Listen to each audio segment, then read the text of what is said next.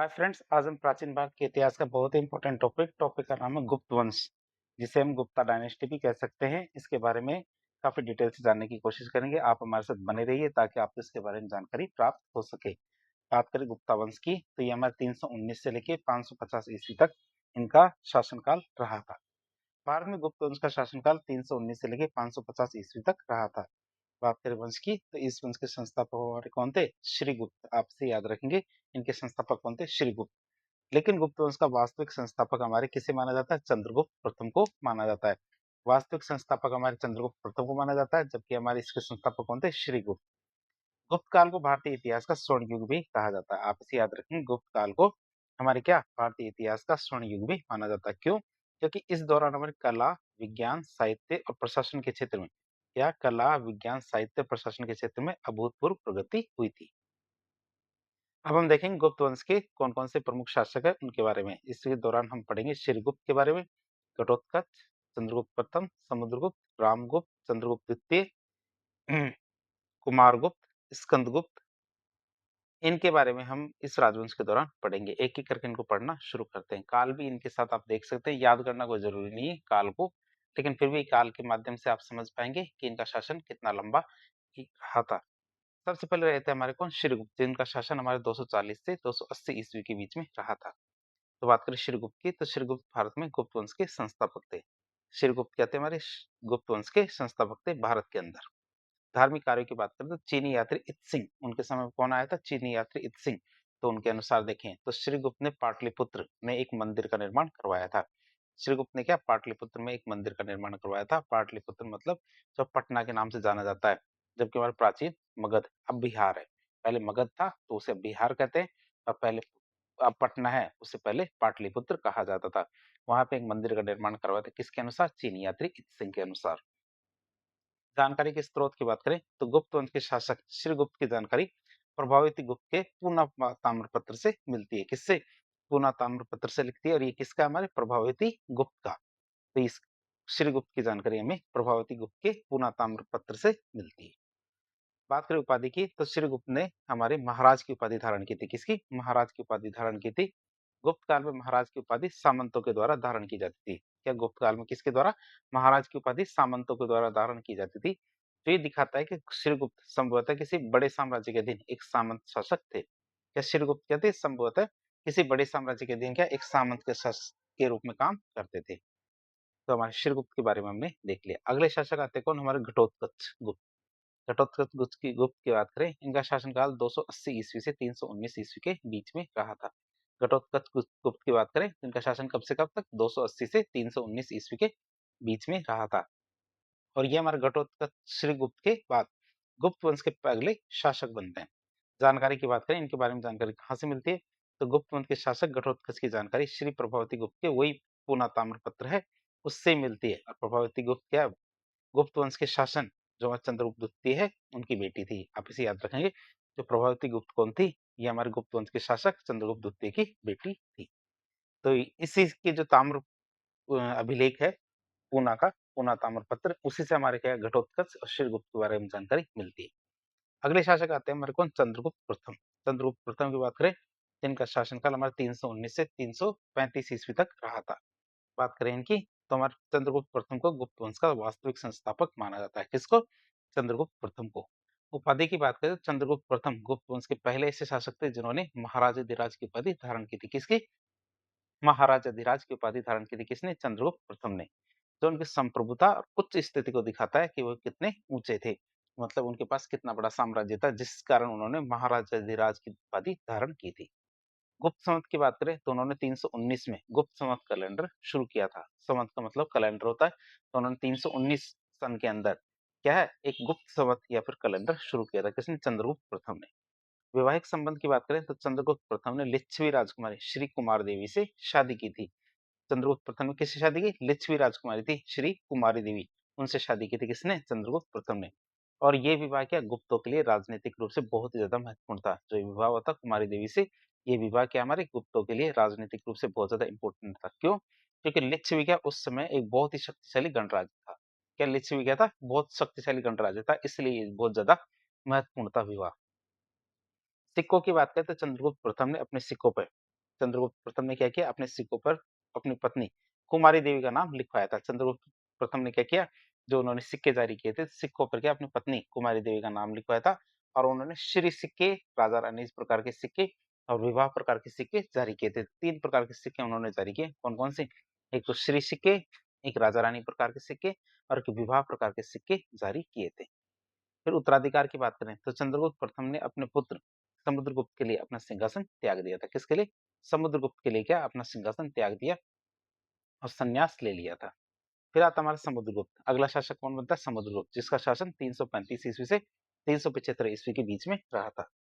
समुद्रगुप्त वंश के शासक, क्या समुद्रगुप्त क्या गुप्त वंश के शासक चंद्रगुप्त प्रथम के बेटे और गुप्त वंश के सबसे शक्तिशाली और महान शासकों में से एक थे। उन्हें क्या भारत का सबसे महान योद्धा राजा माना जाता है। सबसे महान योद्धा राजा माना जाता है किसे? समुद्रगुप्त को, जिसका शासन हमारे 335 से 375 ईस्वी के बीच में रहा था। बात करें समुद्रगुप्त की उपाधियों की, तो समुद्रगुप्त ने बहुत सारी उपाधियां धारण की थी। जैसे उन्होंने लिच्छवी दोहित्र, मतलब ये उपाधि उनकी माता श्री कुमारी देवी के लिच्छवी वंश से संबंध होने की वजह से उन्हें लिच्छवी दोहित्र की उपाधि मिली थी। मतलब दोहिता है किनका? लिच्छवी का। पर धरणीबंध की बात करें तो इसका अर्थ है पृथ्वी को बांधने वाला या पृथ्वी का स्वामी। तो उन्होंने क्या, हमारे समुद्रगुप्त ने एक उपाधि धारण की थी धरणीबंध की, जिसका मतलब है पृथ्वी को बांधने वाला या पृथ्वी का स्वामी, जो उनकी व्यापक विजयों को दिखाता है कि उन्होंने कितनी विजय प्राप्त की थी। जानकारी के स्रोत की बात करें तो समुद्रगुप्त की जानकारी हरिशेन के द्वारा लिखी गई जो प्रयाग प्रशस्ति है उससे मिलती है। किससे? हरिशेन ने जो प्रयाग प्रशस्ति लिखी है उससे हमारे समुद्रगुप्त की जानकारी मिलती है। बात करें हमारे प्रयाग प्रशस्ति की, क्यों? क्योंकि उससे हमें समुद्रगुप्त के बारे में जानकारी मिलती है। तो प्रयाग प्रशस्ति हमारी संस्कृत भाषा में लिखी गई है। किसमें? संस्कृत भाषा में लिखी गई है। और लिपि कैसी है? ब्राह्मी। दोनों के अंतर आप समझते होंगे। भाषा जिसमें लिखी जाती है, लिपि होती है जो हमारे उकेरा जाता है। जैसे हमारी हिंदी ये भाषा है और इसके अंदर लिपि कौन सी है? देवनागरी लिपि है। और क्या हमारे चंपू मतलब गद्य और पद्य जो का मिश्रण है उसमें है। तो प्रयाग की बात करें, प्रयाग प्रशस्ति की, तो संस्कृत भाषा में लिखी गई है, लिपि कौन सी? ब्राह्मी है। और शैली कौन सी है? चंपू। चंपू का मतलब जिसमें गद्य और पद्य दोनों का मिश्रण होता है उसे हम क्या कहते हैं? चंपू शैली कहते हैं। हरिशैन की बात करें, हरिशैन किस पद पे थे? तो हरिशैन हमारे महासंधि विग्रह, मतलब समुद्रगुप्त का जो महासंधि विग्रह मतलब शांति और युद्ध मंत्री होते हैं वो उसे हम क्या कहते हैं? महासंधि विग्रह कहते हैं। तो हरिशैन कहते हैं समुद्रगुप्त के महासंधि विग्रह थे। समुद्रगुप्त की विजय और नीतियों की बात करें तो समुद्रगुप्त की विजय और उनके प्रति अपनाई गई जो नीतियां थी ये प्रयाग प्रशस्ति में वर्णन किया गया है उनका। कि समुद्रगुप्त की विजयों को और उनकी उनके प्रति जो नीतियां अपनाई गई थी वो प्रयाग प्रशस्ति में उनका वर्णन किया गया है। बात करें पहले चरण की, तो हमारे कुछ चरणों में इनकी विजयों के बारे में बताया गया है। पहले चरण की बात करें तो उन्होंने उत्तर भारत की विजय की थी। तो समुद्रगुप्त ने उत्तर भारत के 9 शासकों को पराजित किया था। किसको? उत्तर भारत के 9 शासकों को पराजित किया था। और इन शासकों के प्रति उन्होंने प्रसबोद्धरण की नीति अपनाई थी। किसकी? प्रसबोद्धरण की नीति अपनाई थी, जिसका मतलब किसी वंश को जड़ से खत्म कर देना। कोई वंश है जिसके हमारे बेटे पोते सबको खत्म कर देना, जड़ से ही किसी वंश को खत्म कर देना, कोई भी उत्तराधिकारी नहीं छोड़ना। उन्होंने इन राज्यों को सीधे गुप्त साम्राज्य में मिला लिया था कि अब ये हमारे किसके अंडर आएगा? गुप्त साम्राज्य के अंडर आएगा, न कि हमारे उसके अंडर संरक्षण में छोड़ा जाए। ऐसा नहीं, पूरा का पूरा गुप्त साम्राज्य में आएगा। ये हमारे उत्तर भारत की विजयों के लिए जो हमारे समुद्रगुप्त की नीति थी। दूसरे चरण में उसने दक्षिण भारत की विजय की। तो उसमें समुद्रगुप्त ने दक्षिण भारत के 12 शासकों को पराजित किया था और इन शासकों के प्रति उसने ग्रहण मोक्षानुग्रह की नीति अपनाई थी। कौन सी? ग्रहण मोक्षानुग्रह की नीति अपनाई थी, जिसका मतलब था समुद्रगुप्त ने इन शासकों से कर लेने के बाद उन्हें अपना राज्य वापस दे दिया था। इनसे टैक्स लेते थे और राज्य उनके पास ही रहता था। और ये नीति रणनीतिक थी, जिससे क्या दूर के राज्यों पर नियंत्रण बनाया जा सके। क्यों? क्योंकि जो हमारे मगध है, तो मगध से हमारे दक्षिण भारत के राज्य हैं उनको कंट्रोल करना बहुत ज्यादा मुश्किल है। इसीलिए क्या उनको पूरा मिलाने की बजाय क्या है, उनसे केवल कर लिया जाता था। और इस नीति को हम कहते हैं ग्रहण मोक्षानुग्रह की नीति। तीसरे चरण की बात करें, तीसरे चरण में शक, कुषाण और विदेशी शासकों पर विजय की बात करें। कौन से? शक, कुषाण और विदेशी शासकों पर विजय की बात करें तो समुद्रगुप्त ने शक, कुषाण और अन्य विदेशी आक्रमणकारियों को पराजित किया था। शक, कुषाण क्या है? समुद्रगुप्त को उपहार दिया करते थे। शक और कुषाण क्या समुद्रगुप्त को उपहार दिया करते थे और अपनी पुत्रियों का विवाह समुद्रगुप्त के परिवार से करवाते थे, जो उनकी अधीनता को दिखाता है। क्यों? क्योंकि यदि अपनी पुत्रियों का विवाह किसी से करवाया जा रहा है तो इसका मतलब वो डिग्रेड है, मतलब कम है या फिर अधीन है। अन्य विजयों की बात करें तो समुद्रगुप्त ने कामरूप, जो वर्तमान असम है, उसको भी हराया था, उसको भी जीत लिया था। किसे? कामरूप को। उन्होंने राजस्थान, हरियाणा और मध्य प्रदेश के गणराज्यों को भी पराजित किया था। क्या? हमारे राजस्थान, हरियाणा और मध्य प्रदेश के जो गणराज्य हैं, उनको भी पराजित किया था। बात करें समुद्रगुप्त के द्वारा चलाए गए सिक्कों की, तो समुद्रगुप्त ने 6 प्रकार के सिक्के चलाए थे, जो उनकी बहुमुखी प्रतिभा और विजय को दिखाता है। कितने प्रकार के? 6 प्रकार के सिक्के चलाए थे समुद्रगुप्त ने। परीक्षा में कई बार इनके सिक्कों के बारे में पूछ लिया जाता है। जैसे एक सिक्के थे हमारे गरुड़ सिक्के। ये सबसे ज्यादा प्रसिद्ध सिक्के थे जिन पर क्या गरुड़ पक्षी का चित्र अंकन किया गया है। इसका गरुड़ पक्षी का चित्र अंकन किया गया हमारे गरुड़ सिक्कों में। गरुड़ क्या गुप्त शासकों का राजकीय प्रतीक भी हुआ करता था और उनका राजकीय धर्म क्या था? भागवत धर्म। उनका राजकीय धर्म तो हमारा भागवत धर्म था और उनका राजकीय प्रतीक क्या था? गरुड़। अश्वमेध सिक्कों की बात करें तो ये सिक्के हमारे समुद्रगुप्त के द्वारा अश्वमेध यज्ञ के दौरान क्या आयोजन की जानकारी देते हैं कि हमारे क्या समुद्रगुप्त के द्वारा अश्वमेध यज्ञ आयोजित किया गया था। इसकी जानकारी हमें अश्वमेध सिक्कों से मिलती है। महत्वपूर्ण यह है कि क्योंकि प्रयाग प्रशस्ति में उनके अश्वमेध यज्ञ का कोई उल्लेख नहीं मिलता है। ये हमारे अश्वमेध सिक्के हैं, आप इसे देख सकते हैं। दूसरे सिक्के, तीसरे सिक्के आते हैं हमारे कौन से? वीणा वादन सिक्के। वीणा वादन सिक्कों की बात करें तो इन संगीत प्रकार के सिक्कों पर समुद्रगुप्त को वीणा बजाते हुए दिखाया गया है। क्या? वीणा बजाते हुए दिखाया गया है, जो उनकी संगीत कला में जो उनकी रुचि है इसको दिखाता है। और प्रयाग प्रशस्ति में उन्हें कविराज कहा गया है। जो हमारे वीणा वादन सिक्के आप देख सकते हैं और हाथ में क्या है इनके? वीणा है समुद्रगुप्त के। फिर आते हैं हमारे कौन से? धनुर्धर सिक्के। तो इन सिक्कों पर समुद्रगुप्त को धनुष बाण धारण किए हुए दिखाया गया है। क्या? धनुष बाण धारण किए हुए दिखाया गया है, जो उनकी सैन्य शक्ति का प्रतीक है। तो ये हमारे क्या? धनुष है। आप इसे देख सकते हैं, ये धनुष है। समुद्रगुप्त को धनुष बाण धारण किए हुए दिखाया गया है, जिन्हें हम क्या कहते हैं? धनुर्धर सिक्के। फिर आता है व्याघ्र निहंता सिक्के। व्याघ्र निहंता सिक्के की बात करें तो इन सिक्कों पर शेर के शिकार का अंकन किया गया है। किसके? शेर के शिकार का अंकन किया गया है, जो उनकी वीरता और शिकारी के जो कौशल है उनको दिखाया गया है। जैसे ये बाण है और ये हमारे क्या है? शेर है। तो शेर का शिकार करते हुए हमारे एक चित्र बना हुआ है किसमें? व्याघ्र निहंता सिक्कों में। फिर आते हैं हमारे कौन से? परशु सिक्के। तो इन सिक्कों पर कुल्हाड़ी या परशु का अंकन किया गया है। तो हमारी ये क्या? परशु का अंकन है। ये आप देख सकते हैं, ये हमारे परशु है समुद्रगुप्त के हाथ में। तो इन्हें क्या कहते हैं? परशु सिक्के। तो इस तरह हमारे क्या 6 प्रकार के सिक्के थे जो समुद्रगुप्त के द्वारा चलाए गए थे। एक तुम्हारे गरुड़ सिक्के, दूसरे अश्वमेध सिक्के, तीसरे वीणावादन सिक्के, चौथे धनुर्धर सिक्के, पांचवे व्याघ्र निहंता सिक्के, छठे हमारे परशु सिक्के। खास बात देखें तो गुप्त काल में काच नामक व्यक्ति के सिक्के भी मिलते हैं। और काच की बात करें तो काच संभवतः समुद्रगुप्त या उनका कोई महत्वाकांक्षी भाई रहा होगा, या फिर काच हमारे किसके? समुद्रगुप्त का ही नाम होगा या फिर समुद्रगुप्त का कोई भाई भी होगा। तो उनके सिक्के भी मिलते हैं। फिर न्यूमिस्मेटिक्स की बात करें, जो मुद्रा विज्ञान की, तो सिक्कों के अध्ययन को हम क्या कहते हैं? न्यूमिस्मेटिक्स। तो सिक्कों के अध्ययन को न्यूमिस्मेटिक्स कहा जाता है। भारत के नेपोलियन की बात करें तो इतिहासकार स्मिथ ने समुद्रगुप्त को भारत का नेपोलियन कहा। क्यों? क्योंकि उनकी विजय और सैन्य कौशल ने उन्हें ये उपाधि का हकदार बनाया है।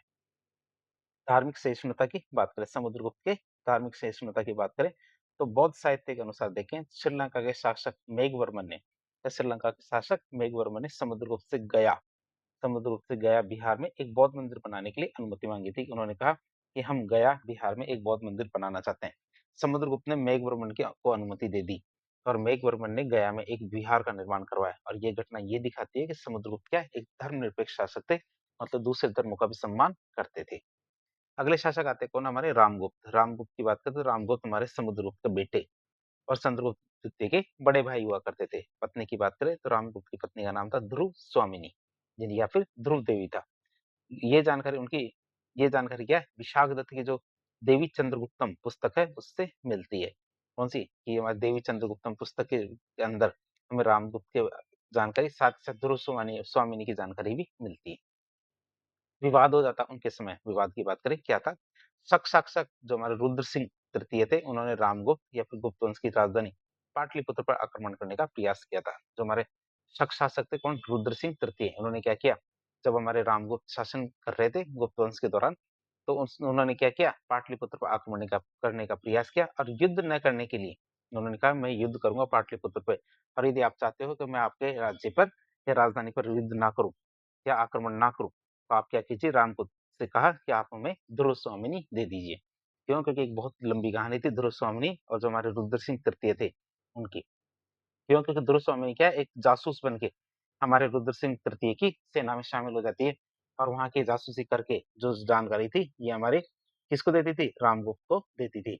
लेकिन क्या है, धीरे धीरे रुद्र सिंह तृतीय को ध्रुव स्वामिनी से प्यार हो जाता है, लेकिन वो ध्रुव स्वामिनी वापस रामगुप्त की पत्नी थी, वापस चली जाती है। जब रुद्र सिंह तृतीय को पता चलता है कि ध्रुव स्वामिनी रामगुप्त की पत्नी थी, तो वह पाटलिपुत्र पर आक्रमण करने की योजना बनाता है और कहता है, यदि आप चाहते हो कि मैं पाटलिपुत्र पर आक्रमण ना करूँ, तो जो मेरी प्रेमिका है दुर्वामिनी, उसे आप मुझे लौटा दीजिए। जबकि वो किसकी पत्नी थी? रामगुप्त की पत्नी थी। फिर चंद्रगुप्त द्वितीय का हस्तक्षेप की बात करें तो चंद्रगुप्त द्वितीय ने रुद्र सिंह तृतीय और रामगुप्त दोनों की ही हत्या कर दी। क्यों? क्योंकि रामगुप्त तैयार हो जाते हैं। रामगुप्त क्या है? तैयार हो जाते हैं दुर्वामिनी को सौंपने के लिए और रुद्र सिंह तृतीय खुश हो जाते हैं। तो चंद्रगुप्त द्वितीय इस चीज को देख के काफी नाराज रहता है। क्यों? क्योंकि उसकी भाभी थी कौन? हमारी दुर्वामिनी। तो वो उसको ऐसे इस तरह से भेजा जाना उनको पसंद नहीं था। इसी वजह से उन्होंने रुद्र सिंह तृतीय की भी हत्या कर दी और रामगुप्त की भी हत्या कर दी और स्वयं शासक बन गया कौन? चंद्रगुप्त द्वितीय। और उन्होंने क्या? खुद ने दुर्वामिनी से शादी कर ली। खुद ने क्या? दुर्वामिनी से विवाह भी कर लिया था। अन्य स्रोत सिक्कों की बात करें तो रामगुप्त की जानकारी राष्ट्रकूट शासक के जो अभिलेख है उनमें भी मिलती है। मध्य प्रदेश का एरन अभिलेख जो हमारे क्या सागर जिले में एक गांव है एरन, और भिलसा जो हमारे विदिशा में, वहां से रामगुप्त के सिक्के मिलते हैं। तो रामगुप्त के सिक्के कहाँ कहाँ से मिलते हैं? हमारे मध्य प्रदेश के एरन से और भिलसा, ये दो जगह है, यहाँ से हमारे रामगुप्त के सिक्के मिलते हैं। अगला शासक कौन आता है? चंद्रगुप्त द्वितीय। चंद्रगुप्त द्वितीय के समुद्रगुप्त के छोटे भाई बेटे और रामगुप्त के छोटे भाई थे। उन्हें क्या विक्रमादित्य के नाम से भी जाना जाता है। चंद्रगुप्त द्वितीय को क्या विक्रमादित्य के नाम से भी जाना जाता है। बात करें उनकी पत्नियों की तो उनकी दो मुख्य पत्नियां थी। वैसे तो बहुत सारी पत्नियां थी लेकिन मुख्य रूप से उनकी दो पत्नियां थी। एक तो ध्रुव देवी जो क्या हमारे रामगुप्त की विधवा थी और दूसरी कुबेर नागा जो क्या नाग राजकुमारी थी। कुबेर नागा की बात करें तो ये क्या थी? हमारी एक नाग राजकुमारी थी। बात करें उनके धर्म धार्मिक विश्वास की तो चंद्रगुप्त द्वितीय भगवान विष्णु के भक्त थे। किसके? भगवान विष्णु के भक्त थे। विजयों की बात करें तो मेहरौली स्तंभ लेख के अनुसार, क्या मेहरौली लौह स्तंभ के अनुसार देखें तो हमारे चंद्रगुप्त ने बहाली को, जो संभवतः क्या उस समय के उत्तर पश्चिमी भारत के एक समूह था, कौन? बहाली को, उनको पराजित किया था। किसमें लिखा गया है ये? मेहरौली स्तंभ लेख के अनुसार देखें तो चंद्रगुप्त ने क्या किया? बहाली को, जो कौन हमारे उत्तर पश्चिमी भारत का एक समूह रहा होगा, उसको पराजित किया था। और मेहरौली लोह स्तंभ कहाँ इस समय? दिल्ली में है। हमारे कुतुब मीनार है, कुतुब मीनार के जस्ट बगल में हमारे मेहरौली लोह स्तंभ लगा हुआ है। फिर वाकाटक वंश से संबंध की बात करें तो चंद्रगुप्त ने अपनी बेटी प्रभावती गुप्त का विवाह वाकाटक शासक रुद्रसेन द्वितीय से कर दिया था। अपनी बेटी किसका? प्रभावती गुप्त का विवाह किससे कर दिया? वाकाटक शासक रुद्रसेन द्वितीय से कर दिया था। और रुद्रसेन द्वितीय की मृत्यु हो गई। किसकी? रुद्रसेन द्वितीय की मृत्यु हो जाती है तो वाकाटक शासक जो प्रभावती गुप्त के पास था, किसके पास चला गया? अपने आप ही प्रभावती गुप्त के पास चला गया। जो वाकाटक शासक जो हमारे रुद्रसेन द्वितीय थे, इनकी मृत्यु हो जाती है तो शासन किसके पास चला जाता है? हमारे प्रभावती गुप्त के पास। और वो अपने पिता से परामर्श लेके शासन चलाती थी, जिससे क्या वाकाटक पर चंद्रगुप्त द्वितीय का सीधा सीधा नियंत्रण हो जाता है। अब बात करें चंद्रगुप्त द्वितीय के नौ रत्नों के बारे में। अकबर के अलावा हमारे चंद्रगुप्त द्वितीय के पास भी नौ रत्न थे। तो चंद्रगुप्त द्वितीय के दरबार में नौ विद्वान मतलब नौ रत्नों का एक समूह था। वो कौन कौन से थे? एक हमारे कालिदास जी जो महान कवि नाटककार थे। दूसरे मोहरा मीर जो हमारे खगोल शास्त्री और ज्योतिषी थे। तीसरे हमारे धनवंतरी जो हमारे एक प्रसिद्ध चिकित्सक थे। चौथे हमारे अमर सिंह जो कोशागार और मतलब लेक्सिकोग्राफर थे। कोशकार मतलब क्या है? लेक्सिकोग्राफर थे। पांचवें हमारे वेताल भट्टी वत्स भट्टी जिन्हें जादूगर या विद्वान कहते थे। शंकु की बात करें वास्तुकार थे। घटक पर क्या? घटक रपर की बात करें तो घटक रपर हमारे कवि थे। और शपणक, शपणक क्या होते हैं? हमारे ज्योतिषी थे।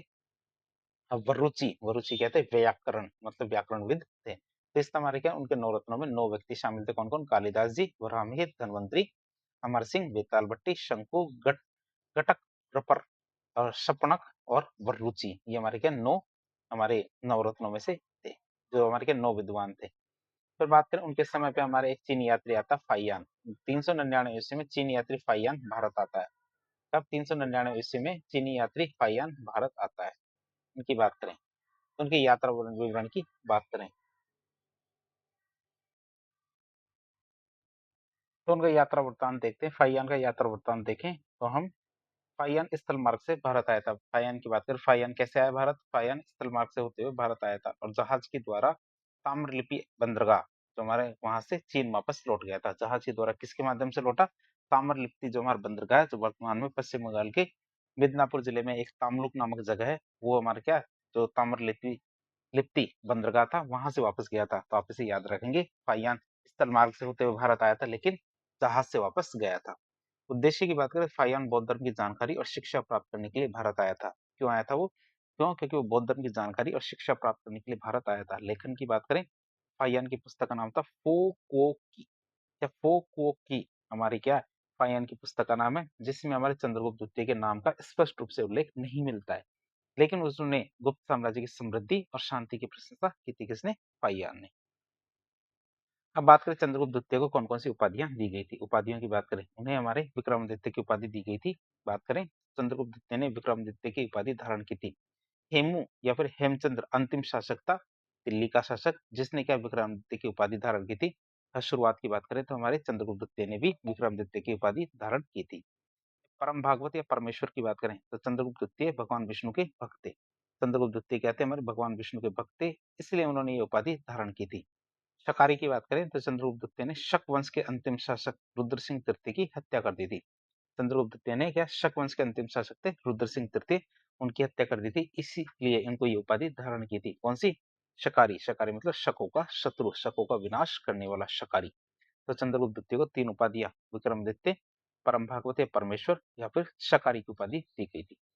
इनके बाद शासक आते कौन? कुमारगुप्त, जो 414 से 454 ईस्वी तक रहे थे। कुमारगुप्त की बात करें तो कुमार गुप्त वंश के शासक थे। कुमारगुप्त गुप्त वंश के शासक थे। धार्मिक विश्वास की बात करें तो कुमारगुप्त भगवान कार्तिकेय के अनुयायी थे। किसके? भगवान कार्तिकेय के अनुयायी थे, जिन्हें क्या स्कंद भी कहा जाता है, और भगवान शिव के बड़े बेटे कौन? हमारे कार्तिकेय, उनका दूसरा नाम स्कंद भी है और भगवान शिव के बड़े बेटे हैं। सिक्कों की बात करें तो उन्होंने मयूर शैली के सिक्के चलाए थे। किसके? मयूर शैली के सिक्के चलाए थे। क्यों? क्योंकि भगवान कार्तिकेय का वाहन क्या था? मयूर।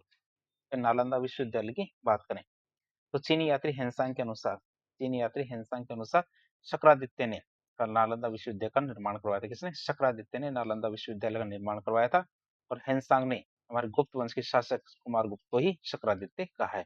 हेनसांग ने क्या गुप्त वंश के शासक थे हमारे कुमारगुप्त, उनको शक्रादित्य कहा है, जिससे ये सिद्ध होता है कि कुमारगुप्त ने ही नालंदा विश्वविद्यालय का निर्माण करवाया था। किसने? शक्रादित्य ने ही, या फिर कुमारगुप्त ने ही क्या नालंदा विश्वविद्यालय का निर्माण करवाया था। अश्वमेध यज्ञ और पुष्यमित्रों की से संघर्ष की बात करें तो कुमारगुप्त ने अश्वमेध यज्ञ का आयोजन करवाया था, और उनके अश्वमेध यज्ञ के जो घोड़े थे वो हमारे पुष्यमित्रों ने पकड़ लिए थे। किसने? पुष्यमित्रों ने पकड़ लिए थे। पुष्यमित्र कौन थे? मध्य एशिया की एक बर्बर जनजाति थी, जिन्होंने क्या उनके घोड़े पकड़ लिए थे। फिर स्कंदगुप्त की विजय की बात करें, कुमारगुप्त के बेटे स्कंदगुप्त ने अश्वमेध यज्ञ का घोड़ा पकड़ने वाले जो पुष्यमित्र थे उनको हराया, पराजित किया। स्कंदगुप्त के द्वारा पुष्यमित्र को हराने की या पराजित करने की जानकारी स्कंदगुप्त के भीतरी अभिलेखों से प्राप्त होती। कहां से? भीतरी अभिलेखों से प्राप्त होती। और भीतरी नामक गांव उत्तर प्रदेश के गाजीपुर जिले में। कहा? उत्तर प्रदेश के गाजीपुर जिले में। कहा? भीतरी गांव, जहां उन्होंने पुष्यमित्र को हराया था। सिक्के और अभिलेख की बात करें तो गुप्त वंश के शासकों में सर्वाधिक सोने के सिक्के हमारे कुमारगुप्त ने चलाए थे। किसने? कुमारगुप्त ने सबसे ज्यादा सोने के सिक्के चलाए थे गुप्त वंश में। भरतपुर की बयाना जो राजस्थान में एक नगर है, वहां से सिक्कों का एक बहुत बड़ा ढेर मिला है। गुप्त वंश के शासकों में सर्वाधिक अभिलेख भी हमारे कुमारगुप्त के ही मिलते थे।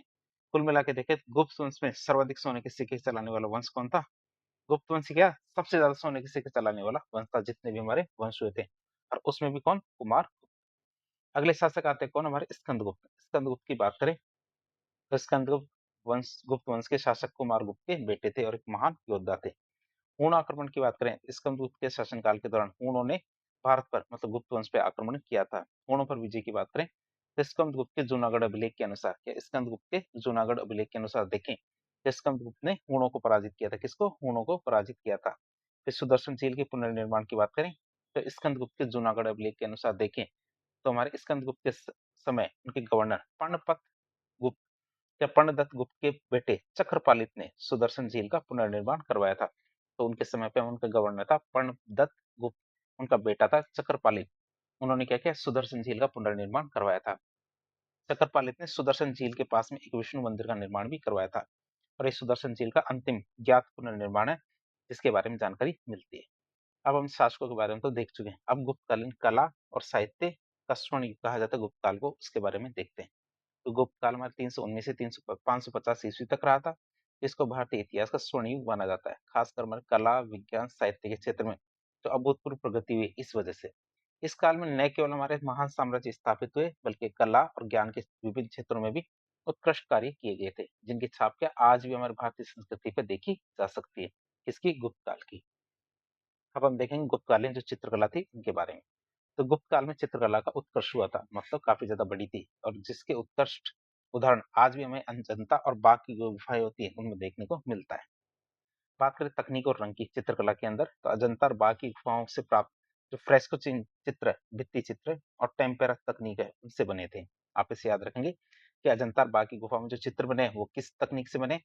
फ्रेस्को मतलब भित्ति चित्र और हमारा टेम्पेरा तकनीक है, इन दोनों तकनीकों से बने हैं। इन चित्रों में हमारे प्राकृतिक रंगों का अत्यधिक सुंदरता से मिश्रण और प्रयोग किया गया है। किसका? प्राकृतिक रंगों का, जो उनकी दीर्घायु और जीवंतता का प्रमुख कारण है कि इतने लंबे समय तक भी आज भी वो चित्र बने हुए हैं। इसका कारण क्या है? क्योंकि उन्होंने प्राकृतिक रंगों का प्रयोग किया है। पहले हम देखते हैं अजंता की गुफाओं के चित्रों के बारे में। अजंता की गुफाओं की बात करें, अजंता की गुफाएं भारतीय चित्रकला, मूर्तिकला और वास्तुकला का अद्भुत संगम, मतलब इनके अंदर तीनों ही चीजें देखने को मिलती है, चित्रकला, मूर्तिकला और वास्तुकला। आप बात करें कहाँ है ये अजंता की गुफाएं, तो ये गुफाएं भारत के महाराष्ट्र राज्य के औरंगाबाद जिले में जो वाघूर नदी है उसके पास हमारी क्या है, अजंता की गुफाएं।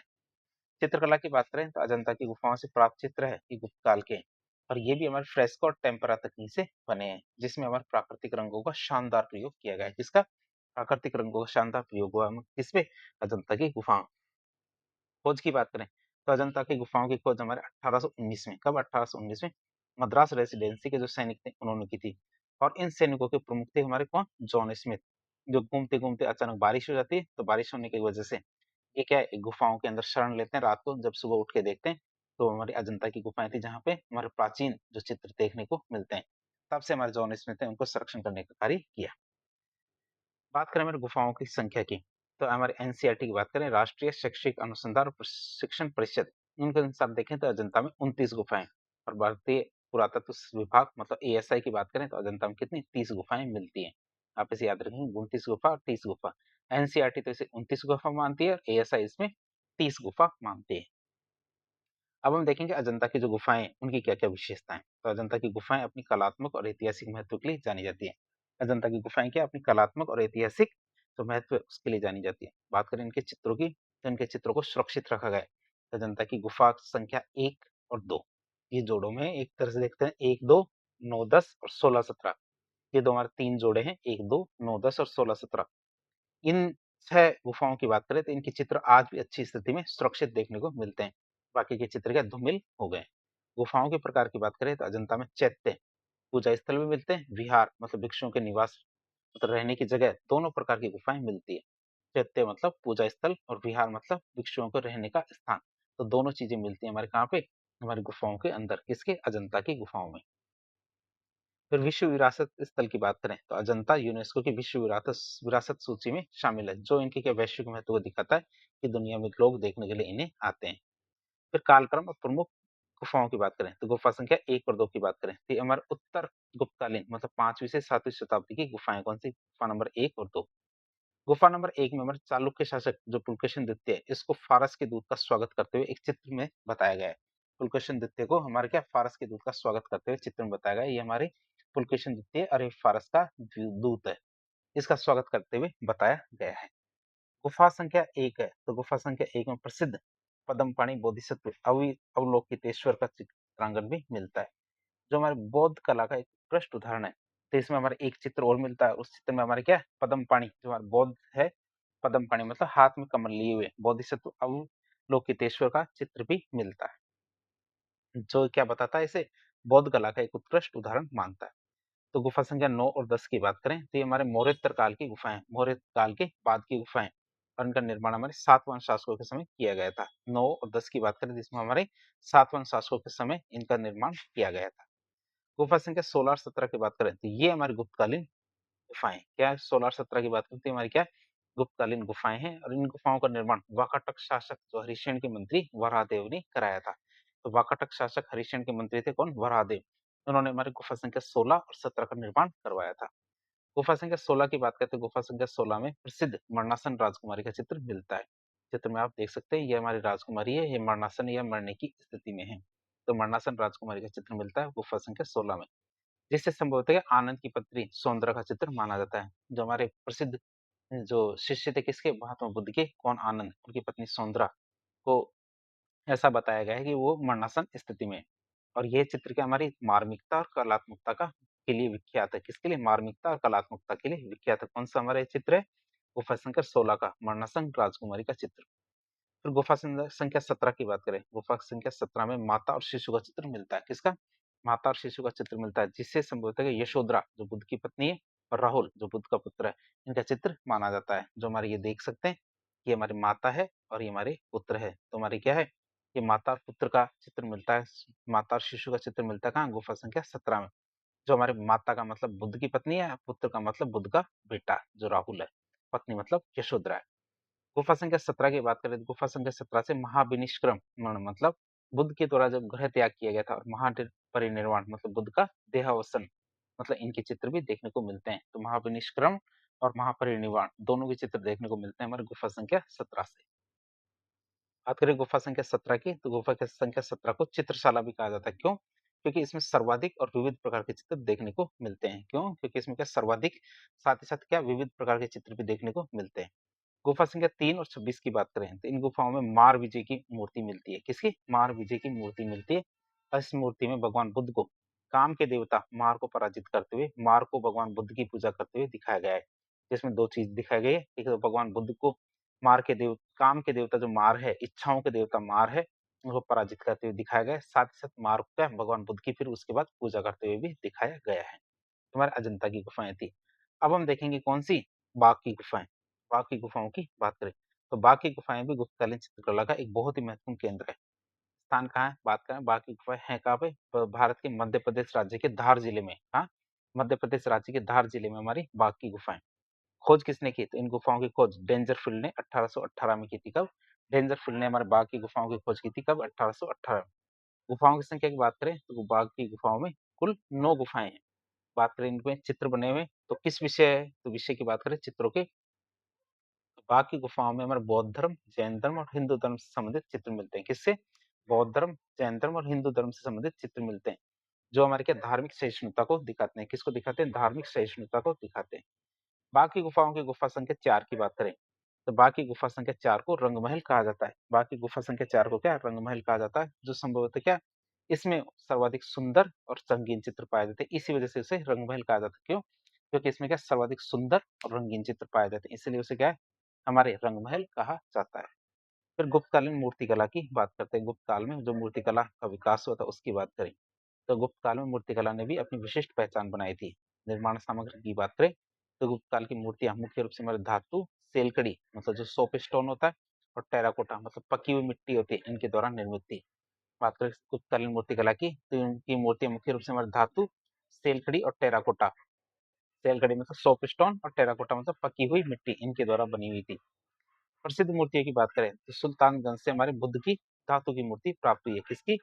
सुल्तानगंज से धातु की जो बुद्ध की मूर्ति प्राप्त हुई है। तो भारत के उत्तर प्रदेश राज्य के सुल्तानगंज से, जब भारत के उत्तर प्रदेश राज्य के सुल्तानगंज से हमारे भगवान बुद्ध की एक विशाल धातु की मूर्ति प्राप्त हुई है। क्या? एक विशाल धातु की मूर्ति प्राप्त हुई है, जो कितनी 8 फीट ऊंची है। यह धातु मूर्तिकला का एक उत्कृष्ट उदाहरण माना जाता है, हमारी सुल्तानगंज की बुद्ध की मूर्ति है। दूसरी आती है हमारे देवी देवताओं की मूर्ति। ये सुल्तानगंज की जो बुद्ध की मूर्ति आप देख सकते हो 8 फीट की है, जो हमारे वर्तमान में ब्रिटिश म्यूजियम में रखी हुई है। देवी देवताओं की मूर्तियों की बात करें तो गुप्त काल में हरिहर मतलब भगवान विष्णु और शिव का संयुक्त रूप है हरिहर, त्रिदेव मतलब ब्रह्मा विष्णु महेश, मकर वाहिनी गंगा, कुर्म वाहिनी यमुना, अर्धनारीश्वर मतलब शिव और पार्वती का संयुक्त रूप, इनकी मूर्तियां हमें देखने को मिलती है। और ये हमारे क्या धार्मिक समन्वय को दिखाती है। किसको दिखाती है? धार्मिक समन्वय को दिखाती है। बात करें विशेषताओं की तो गुप्तकालीन मूर्तिकला, क्या गुप्तकालीन मूर्तिकला मौर्योत्तरकालीन मूर्तिकला की तुलना में उतनी भव्य नहीं, उतनी शानदार नहीं है, लेकिन उसमें नग्नता का अभाव। गुप्तकालीन जो मूर्तिकला है उसमें किसी भी व्यक्ति को नग्न नहीं दिखाया गया है और वे अधिक स्वाभाविक और आध्यात्मिक दिखाई देती है। जितनी मूर्तियां ये कैसी दिखती है? स्वाभाविक रूप से दिखती है, साथ ही साथ आध्यात्मिक रूप से दिखती है। क्यों? क्योंकि उनमें नग्नता का अभाव है। बुद्ध जो हमारे मौर्योत्तरकालीन मूर्तिकला थी उसकी जैसी तो नहीं है, उतनी सुंदर तो नहीं है, लेकिन फिर भी अच्छी है। प्राप्ति स्थल की बात करें तो मथुरा उत्तर प्रदेश, सांची मध्य प्रदेश, सारनाथ उत्तर प्रदेश और अजंता महाराष्ट्र से गुप्तकालीन मूर्ति यहाँ मिलती है। मंदिरों में मूर्तियों की बात करें तो गुप्तकालीन मंदिरों में से क्या है हमारे दशावतार जो मंदिर है, विष्णु के 10 अवतार और अप्सराओं की मूर्तियां देखने को मिलती है। मंदिरों की मूर्तियों की बात करें तो गुप्तकालीन मंदिरों में दशावतार की मूर्तियां मतलब भगवान विष्णु के 10 अवतार और अप्सराओं की मूर्तियां देखने को मिलती है। अब हम गुप्तकालीन मंदिर स्थापत्य कला के बारे में बातचीत करेंगे। क्या गुप्तकालीन जो मंदिर स्थापत्य कला है उसके बारे में बातचीत करते हैं। तो गुप्त काल हमारे भारतीय मंदिर स्थापत्य कला के विकास में एक बहुत ही महत्वपूर्ण मोड़ था। क्यों? क्योंकि इसके बाद से हमारे प्रॉपर मंदिर बनने शुरू हो गए थे। इस काल को में ही क्या हमारे स्वतंत्र मंदिरों का निर्माण होना शुरू हुआ था। इससे पहले हमारे मंदिर नहीं होते थे। स्वतंत्र रूप से केवल मूर्तियाँ होती थी, तो मूर्तियों के पूजन की जाते थे घरों के अंदर। लेकिन गुप्त काल में पहली बार मंदिरों का निर्माण होना शुरू हुआ था। प्रारंभिक स्वरूप की बात करें तो भारत में आरंभिक मंदिर क्या है? चबूतरे-नुमा थे। मतलब केवल एक चबूतरा होता था, चबूतरे पे क्या मूर्ति स्थापित कर दी जाती थी। तो वो हमारे शुरुआती मंदिर हुआ करते थे। फिर उनसे क्या है हमारे प्रॉपर मंदिरों का विकास होना शुरू हुआ। समय के साथ कालांतर में चबूतरे पर गर्भगृह मतलब मुख्य देवता का जो मंदिर है, उसका निर्माण होना शुरू हुआ। पहले चरण में तो हमारे क्या केवल चबूतरा होता था। दूसरे चरण में हमारे जो मुख्य देवता होते थे, उनके ऊपर गर्भगृह मतलब जो घर जैसा निर्माण होना शुरू हुआ। फिर हमारे गुप्त काल में मंदिरों के गर्भगृह के ऊपर शिखर मतलब ऊपर की ओर सकारात्मक ढांचा तैयार होना शुरू हो गया था। मतलब पहले तो केवल चबूतरा होता था। इस चबूतरे के ऊपर जो मुख्य मूर्ति है उसके ऊपर क्या गर्भगृह बनने लग गया। फिर उसके ऊपर गर्भगृह के ऊपर क्या है हमारा शिखर का निर्माण होना शुरू हो गया था, जो क्रमशः क्या ऊपर की ओर छोटा होता जाता था। और इस शिखर क्या मंदिर को एक ऊर्ध्वाधर विस्तार देता है। मंदिरों की बात करें तो मंदिरों के गर्भगृह के चारों ओर प्रदक्षिणा पथ या परिक्रमा पथ होता था, जिससे हमारे भक्त क्या देवता की परिक्रमा कर सकते थे। भक्त क्या थे हमारे देवता की परिक्रमा करते थे परिक्रमा पथ या प्रदक्षिणा पथ के जरिए। मंदिरों के चारों ओर या फिर चबूतरे के चारों ओर सीढ़ियां होती थी, जो क्या प्रवेश प्रदान करती थी कि मंदिर के चारों ओर या चबूतरे के चारों ओर क्या सीढ़ियां हुआ करती थी, जो क्या मंदिर में प्रवेश के लिए होती थी। पंचायतन शैली की बात करें, पंचायतन शैली की में क्या होता था? 5 मंदिर होते थे। तो गुप्त काल में मंदिरों का निर्माण पंचायतन शैली में भी हुआ था और इस शैली में मुख्य मंदिर केंद्र में होता था और उसके चारों कोनों पे 4 छोटे-छोटे सहायक मंदिर होते थे, जिससे हमारे कुल 5 मंदिर बन जाते थे। जैसे ये एक मंदिर 1, 2, 3 और 4। यहाँ पे हमारा सीढ़ी, यहाँ पे सीढ़ी, यहाँ पे सीढ़ी, यहाँ पे सीढ़ी। तो इस तरह मंदिर हुआ करते थे। इसको हम क्या कहते हैं? पंचायतन शैली के मंदिर कहते थे। तो हमारे चारों तरफ से मंदिर में प्रवेश किया जा सकता था पंचायतन शैली में, जिसमें और बीच में क्या होता मुख्य मंदिर हुआ करता था। ये हमारे पंचायतन शैली है। अब हम देखेंगे गुप्त काल में बने हुए कौन कौन से मुख्य मंदिर है उनके बारे में। तो गुप्तकालीन मंदिर स्थापत्य कला के कुछ प्रमुख उदाहरण है, जिसमें हमारे पहला आता है दशावतार मंदिर, जो हमारे देवगढ़ उत्तर प्रदेश में है। देवगढ़ उत्तर प्रदेश के दशावतार मंदिर की बात करें तो ये मंदिर हमारे गुप्तकालीन मंदिर स्थापत्य कला का सबसे सर्वश्रेष्ठ उदाहरण माना जाता है। कौन सा? दशावतार मंदिर, जो देवगढ़ उत्तर प्रदेश में है। बात करें ये हमारे उत्तर प्रदेश के ललितपुर जिले के देवगढ़ नामक स्थान पे है, जो आप चित्र में देख सकते हैं। शुरुआती मंदिर है हमारे ये, जिसमें हमारे क्या मुख्य मूर्ति के ऊपर केवल गर्भगृह है। दूसरा मंदिर आता है हमारा कौन सा? विष्णु मंदिर। विष्णु मंदिर हमारे भीतरी गांव उत्तर प्रदेश में है। विष्णु मंदिर कहाँ पर है? भीतरी गांव उत्तर प्रदेश में है। और ये मंदिर हमारे गुप्त काल में बना हुआ था और उत्तर प्रदेश के कानपुर जिले में स्थित है। कहाँ? उत्तर प्रदेश के कानपुर जिले में स्थित हमारे विष्णु मंदिर।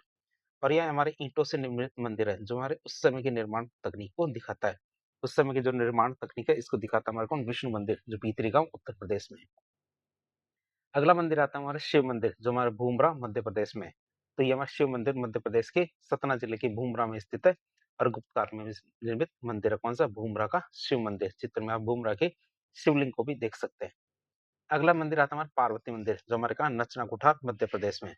पार्वती मंदिर की बात करें तो यह पार्वती मंदिर मध्य प्रदेश के पन्ना जिले के नचना कुठार नामक स्थान पे है, जिसका निर्माण हमारे क्या गुप्त काल में हुआ था। ये पार्वती मंदिर आप देख सकते हैं।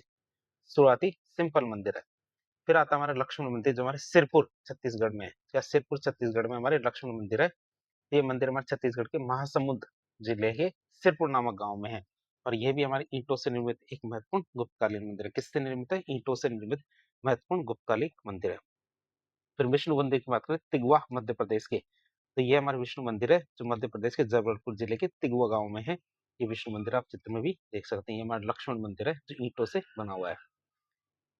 बात करें हमारे भीम की चौकी या भीम चमरी, जो मुकुंदरा राजस्थान में है, उसकी बात करें तो ये संरचना राजस्थान के कोटा जिले के मुकुंदरा में स्थित है। कहाँ? कोटा जिले के मुकुंदरा में स्थित है और इसका निर्माण हमारे क्या गुप्त काल में हुआ था। तो हमारे भीम की चमरी है ये कोटा के अंदर। अब हम देखेंगे, ये तो हमने मंदिर स्थापत्य कला के बारे में देख लिया। अब देखेंगे गुप्तकालीन विज्ञान और प्रौद्योगिकी के बारे में। इसके गुप्तकालीन जो विज्ञान और प्रौद्योगिकी मतलब साइंस एंड टेक्नोलॉजी की बात करें तो विज्ञान और प्रौद्योगिकी के दृष्टिकोण से गुप्त काल भारतीय इतिहास का स्वर्ण काल माना जाता है। और इस दौरान क्या हमारा खगोल विज्ञान, गणित, धातु विज्ञान इन सब में महत्वपूर्ण प्रगति हुई थी। ये हमारे मेहरौली का लौह स्तंभ आप देख सकते हैं। ये हमारे गुप्तकालीन ही गुप्तकालीन विज्ञान प्रौद्योगिकी का एक सर्वश्रेष्ठ नमूना माना जाता है। मेहरौली के लौह स्तंभ की बात करें तो दिल्ली में कुतुब मीनार के पास में या दिल्ली में कुतुब मीनार के पास में मेहरौली नाम का लौह स्तंभ गुप्तकालीन रसायन विद्या और धातु विद्या का एक सर्वश्रेष्ठ उदाहरण माना जाता है। कौन सा? मेहरौली का लोह स्तंभ। और ये लोह स्तंभ आज भी जंग रहित है, मतलब इस पे आज भी जंग नहीं लगी है। जो उस समय के उन्नत धातु विज्ञान तकनीक का सर्वश्रेष्ठ उदाहरण या प्रमाण माना जाता है। इस स्तंभ का निर्माण गुप्त वंश के शासक चंद्रगुप्त द्वितीय ने कराया था। किसने? गुप्त वंश के शासक चंद्रगुप्त द्वितीय ने हमारे ये मेहरौली लोह स्तंभ का निर्माण करवाया था। अब हम देखेंगे गुप्तकालीन विज्ञान प्रौद्योगिकी के प्रमुख विद्वान। तो इस काल में बहुत सारे विद्वानों ने बहुत सारा योगदान दिया था। जैसे हमारे सबसे पहले विद्वान आए थे कौन? आर्यभट्ट। आर्यभट्ट की बात करें तो आर्यभट्ट का जन्म हमारे कुसुमपुर में हुआ था। यहाँ पे कुसुमपुर में हुआ था। कुसुमपुर अब बिहार की राजधानी पटना के नाम से जानी जाती है। पटना में है हमारे क्या? कुसुमपुर। गणित और खगोल विज्ञान की बात करें तो उन्होंने गणित और खगोल विज्ञान को अलग अलग विषय के रूप में स्थापित किया। पहले क्या गणित और खगोल विज्ञान को एक साथ पढ़ा जाता था, लेकिन हमारे आर्यभट्ट ने दोनों को अलग अलग पढ़ना शुरू किया। मतलब उनके बाद से दोनों को अलग अलग पढ़ना शुरू किया गया था।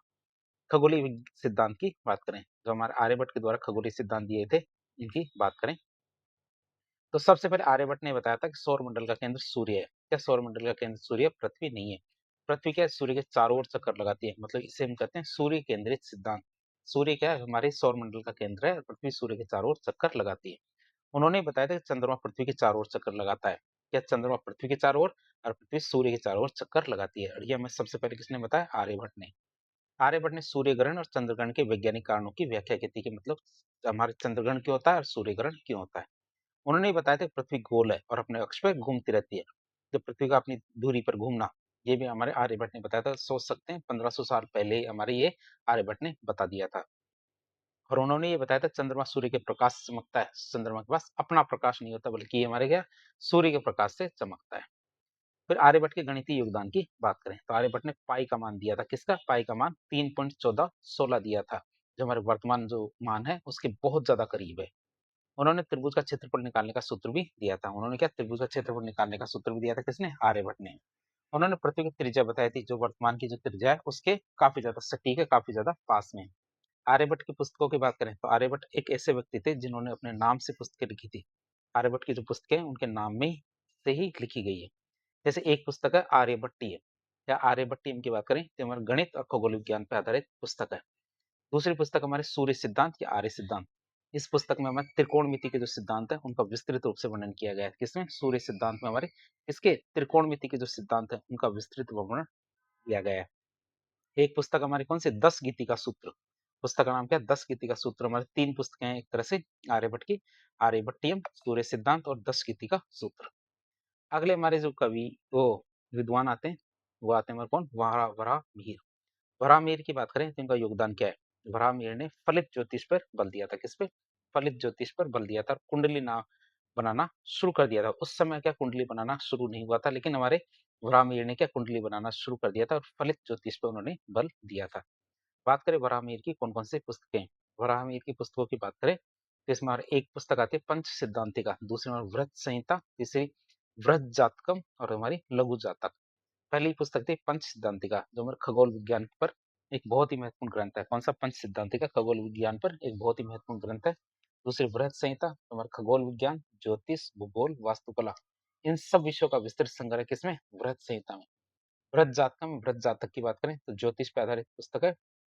लघु जातक भी हमारी ज्योतिष पे आधारित पुस्तक है। तो वृहत जातक बड़ी, लघु जातक मतलब छोटी, लेकिन दोनों दोनों पुस्तक क्या हमारी ज्योतिष पे आधारित पुस्तिका है। इस तरह हमने 4 पुस्तिका के बारे में देख लिया। किसकी? वराहमिहिर की।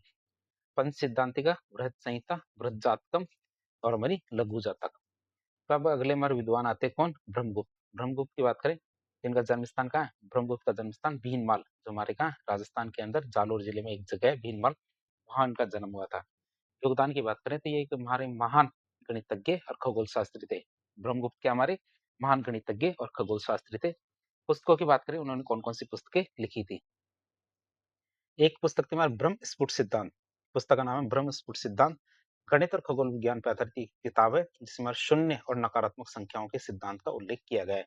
कौन कौन सी किताब है हमारे? ब्रह्म स्फुट सिद्धांत। तो इसमें हमारे गणित और खगोल विज्ञान पर आधारित है, जिसमें शून्य और नकारात्मक संख्याओं के सिद्धांतों का उल्लेख किया गया है। अगली पुस्तक आती है खंड कादक। खंड कादक की बात करें तो हमारे ज्योतिष पर आधारित पुस्तक है। खंड कादक क्या है? हमारे ज्योतिष पर आधारित पुस्तक है। अगले विद्वान आते हैं हमारे कौन? भास्कराचार्य प्रथम। भास्कराचार्य प्रथम की बात करें तो भास्कराचार्य प्रथम ने आर्यभट्ट की पुस्तकों पर कार्य किया था। इन्होंने क्या किया? आर्यभट्ट की पुस्तकें थी उन पर कार्य किया। और आर्यभट्ट के सिद्धांतों को सही माना और उनका समर्थन भी किया था। भास्कराचार्य प्रथम ने कौन कौन सी किताब लिखी? एक तो वृहत भास्कर्य और एक लघु भास्कर्य, दो पुस्तकें लिखी थी। कौन कौन सी? एक तो वृहत भास्कर्य और एक लघु भास्कर्य, भास्कराचार्य प्रथम की पुस्तकें थी। अगले हमारे विद्वान आते कौन? भास्कराचार्य द्वितीय। भास्कराचार्य द्वितीय की बात करें तो ये हमारे गुप्तकालीन विद्वान नहीं थे। भास्कराचार्य द्वितीय 12वीं शताब्दी में हुए थे और एक महान गणितज्ञ थे और एक गुप्तकालीन नहीं थे। इनकी प्रसिद्ध पुस्तक थी हमारी कौन सी? सिद्धांत शिरोमणि, जिसके 4 भाग थे। सिद्धांत शिरोमणि की बात करें तो इसके कितने? 4 भाग थे। सिद्धांत शिरोमणि पुस्तक देख सकते हैं।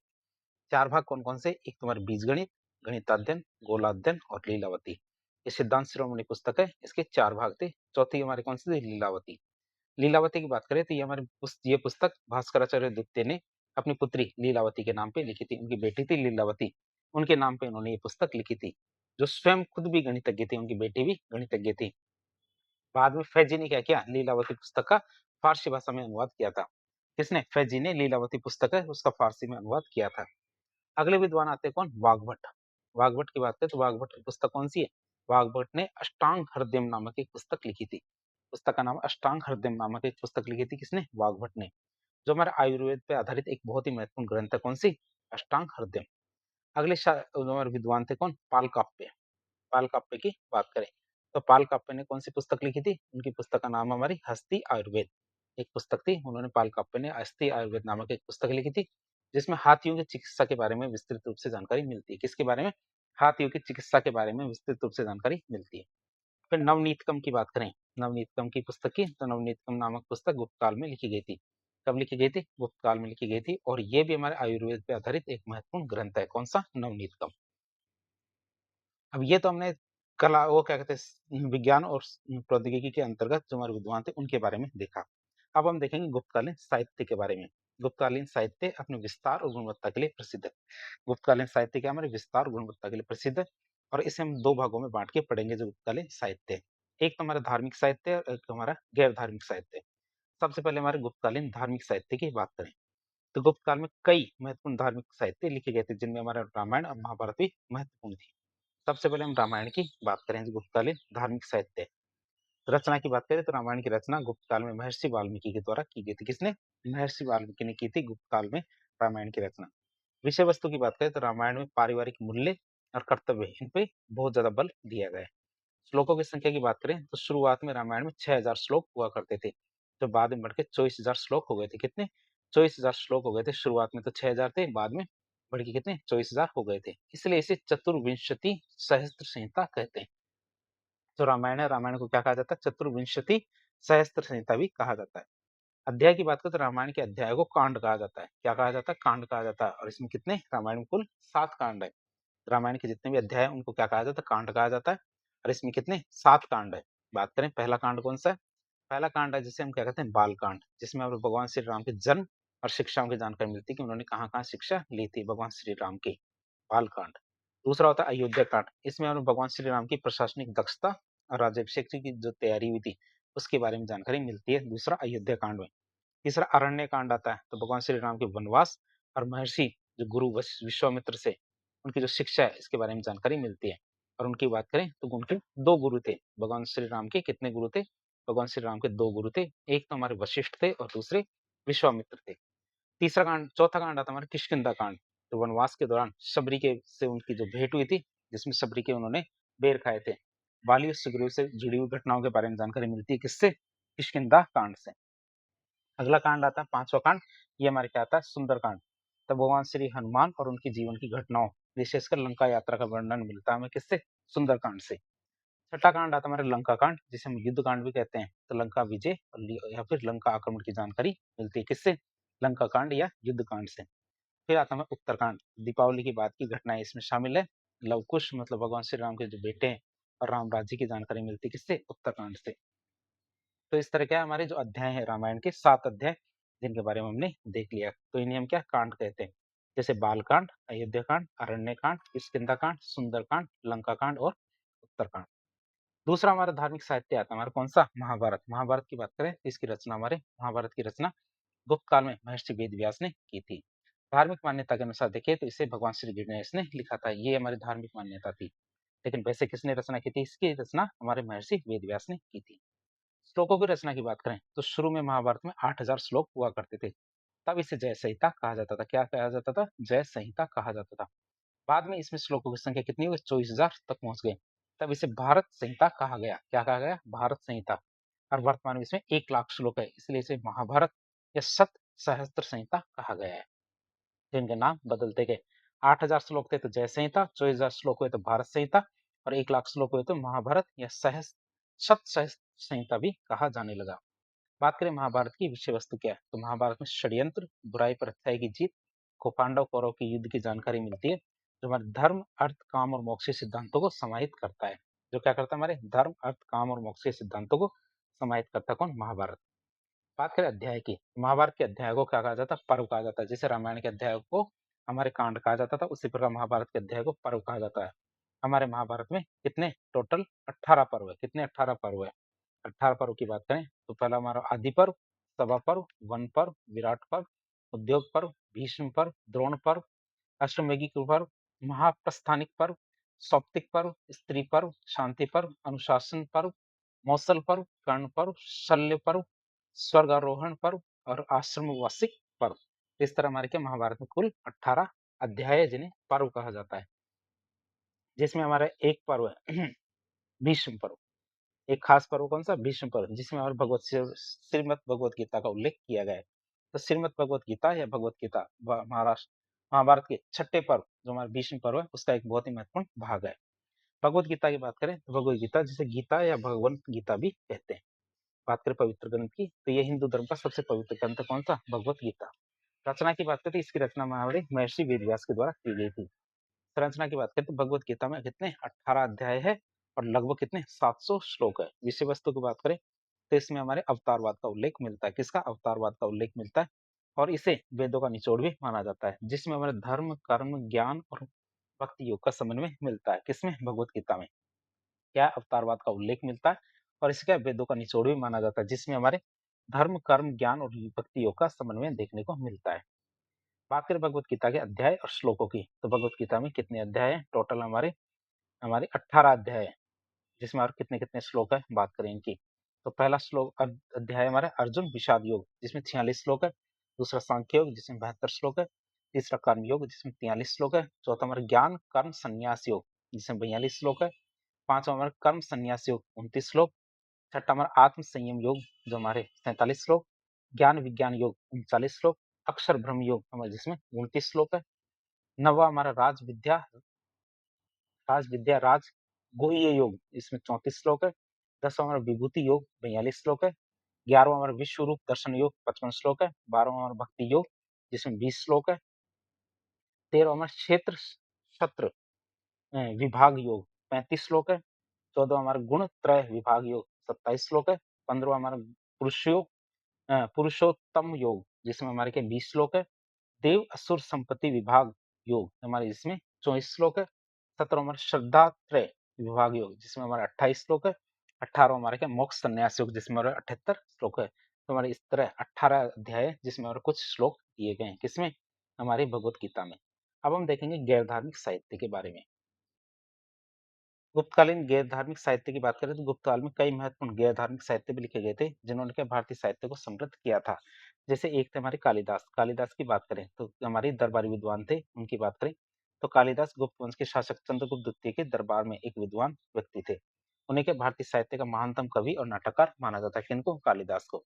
उनकी बात करें उन्होंने कौन कौन से महाकाव्य लिखे, उनकी बात करें तो एक महाकाव्य था रघुवंश काव्य।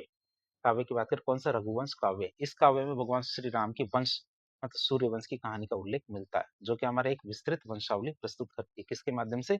रघुवंश काव्य के माध्यम से। दूसरा महाकाव्य हमारे कौन सा? कुमार संभवम काव्य। या कुमार संभवम काव्य की बात करें तो ये काव्य के भगवान शिव और देवी पार्वती के बेटे कार्तिकेय, जिनको स्कंद भी कहा जाता है, उनके जन्म की कहानी पर केंद्रित है। कौन सा? कुमार संभवम काव्य। इसमें हमारे तारकासुर नामक राक्षस के द्वारा, किसके द्वारा? तारकासुर नामक राक्षस के द्वारा देवताओं को परेशान करने और उसे हराने के लिए शिव पार्वती के विवाह और कार्तिकेय के जन्म की आवश्यकता का वर्णन किया गया है। इसमें हमारे किसमें? कुमार संभवम में। जिसमें तारकासुर नामक एक राक्षस है, उनके द्वारा देवताओं को परेशान किया गया और उसको हराने के लिए भगवान शिव और पार्वती के विवाह और कार्तिकेय के जन्म की जानकारी हमारे इससे मिलती है। ये हमारे देवताओं और दानवों के बीच संघर्ष और कार्तिकेय के द्वारा तारकासुर का वध करने की जो कहानी है, उसके बारे में पता चलता है किससे? कुमार संभवम से। अगला हमारा अर्धकाव्य आता है। ये हमने वो तो हमने महाकाव्य थे। अब देखेंगे हमारे कौन से अर्धकाव्य कालिदास के, जिन्हें खंड काव्य भी कहते हैं। जैसे हमारे मेघदूत अर्धकाव्य है, तो ये हमारे क्या वीर काव्य है। जो चित्र में भी आप मेघदूत देख सकते हैं, ये हमारे क्या वीर काव्य है, जिसमें एक यक्ष की कहानी है। जिसमें हमारे क्या ये एक यक्ष की कहानी है, जिसे अपने स्वामी कुबेर ने जिसे हमारे क्या अपने स्वामी कुबेर ने अलकापुरी से निष्कासित या भगा दिया था। वर्षा ऋतु में अपनी पत्नी को याद कर आने पर, जब क्या उसको वर्षा ऋतु में अपनी पत्नी की याद आती है, तो यक्ष एक बादल को अपना दूत बनाकर अपनी प्रिया तक संदेश भेजने का अनुरोध करता है। काव्य में क्या बादल के मार्ग और रास्ते में आने वाली विभिन्न सुंदर स्थानों का मनोहारी वर्णन किया गया है। जितने भी सुंदर स्थान आते हैं उनका मनोहारी वर्णन किया गया है किसमें? हमारे मेघदूत अर्धकाव्य में। अगला हमारा अर्धकाव्य आता है ऋतुसंहार अर्धकाव्य। तो यह काव्य क्या भारत की 6 प्रमुख ऋतुओं वसंत, ग्रीष्म, वर्षा, शरद, हेमंत और शिशिर, इन 6 ऋतुओं के बारे में बताता है। कौन सा? ऋतुसंहार अर्धकाव्य। कालिदास ने इन ऋतुओं में प्रकृति के विभिन्न रूपों और उनके बदलते परिवेश या प्रकृति के विभिन्न रूपों और उनके बदलते परिवेश और इन परिवर्तनों का मानवीय भावनाओं, विशेषकर प्रेमियों पर पड़ने वाले जो प्रभाव है, उनका बड़े काव्यात्मक ढंग से चित्रण किया है। किसके माध्यम से? ऋतुसंहार अर्धकाव्य के माध्यम से। तो 2 अर्धकाव्य कौन-कौन से हमारे? एक तो हमारे मेघदूत है और दूसरा ऋतुसंहार। हम नाटकों की बात करें, हम हमारे कालिदास के, एक नाटक हमारा मालविका अग्निमित्रम। तो ये संस्कृत में लिखा गया नाटक है। यह नाटक है हमारे शुंग वंश के शासक पुष्यमित्र शुंग के बेटे अग्निमित्र और मालवा की एक सुंदर राजकुमारी थी मालविका, इन दोनों की प्रेम कहानी पर आधारित है। कौन सा? मालविका अग्निमित्रम। तो 2 लोग हैं इसमें, पुष्यमित्र शुंग के बेटे अग्निमित्र और हमारे मालवा की राजकुमारी कौन है? मालविका। इन दोनों की प्रेम कहानी हमारे मालविका अग्निमित्रम में। इसमें हमारे अग्निमित्र के मालविका के प्रति आकर्षण, विभिन्न बाधाओं और उनके द्वारा मिलन, लास्ट में जो मिल जाते हैं, इसके बारे में बताया गया है हमारे किसमें? मालविका अग्निमित्र में। फिर आता है विक्रमोर्वशीयम। विक्रमोर्वशीयम की बात करें, ये नाटक या राजकुमार पुरुरवा जो एक मानवीय राजा थे और स्वर्ग की अप्सरा उर्वशी, उनके प्रेम और विरह की जानकारी देती है। विक्रमोर्वशीयम में क्या? ये नाटक क्या? राजकुमार पुरुरवा जो एक मानवीय राजा थे और स्वर्ग की अप्सरा उर्वशी, उनके प्रेम और विरह की कहानी है हमारी कौन सी? विक्रमोर्वशीयम। बात करें उर्वशी के पृथ्वी पर आ जाने और फिर वापस स्वर्ग के पास या फिर वापस स्वर्ग जाने के बाद पुरुरवा का विलाप और उनके पुनर्मिलन के नाटक में खूबसूरती से दिखाया गया। किसमें? विक्रमोर्वशीयम में। इसमें पुरुरवा है जिनके प्रेम किससे हो जाता है? उर्वशी से, जो स्वर्ग की एक अप्सरा होती है, जिनको श्राप मिलता है और श्राप मिलने के कारण उनको बहुत समय मतलब 1 साल क्या धरती पे बिताना था और धरती पे बिताने के दौरान उनको प्रेम हो जाता है किससे? पुरुरवा से, और उनसे क्या एक पुत्र की प्राप्ति भी होती है। लेकिन 1 साल बीतने के बाद हमारी उर्वशी वापस स्वर्ग जाने वाली थी, तो स्वर्ग जाने के बाद जो पुरुरवा हमारे विलाप करते हैं, जो उनको याद करते हैं और फिर दोबारा उर्वशी वापस हमारी धरती पर आती है। इसके बारे में बताया गया है विक्रमोर्वशीयम नाटक में। अगला नाटक आता है हमारे कौन सा? अभिज्ञान शाकुंतलम। तो ये भी हमारे क्या कालिदास का अंतिम और सबसे प्रसिद्ध सर्वश्रेष्ठ रचना मानी जाती है और इसकी कहानी हमारे राजा दुष्यंत और कवि ऋषि कणु की पाली हुई पुत्री शकुंतला के प्रेम, गंधर्व विवाह और दुर्वासा ऋषि के श्राप की वजह से या दुर्वासा ऋषि के श्राप के कारण दुष्यंत का शकुंतला को भूल जाना, शकुंतला की विरह वेदना और अंततः अपने पुत्र भरत के माध्यम से उनके पुनर्मिलन पे आधारित है।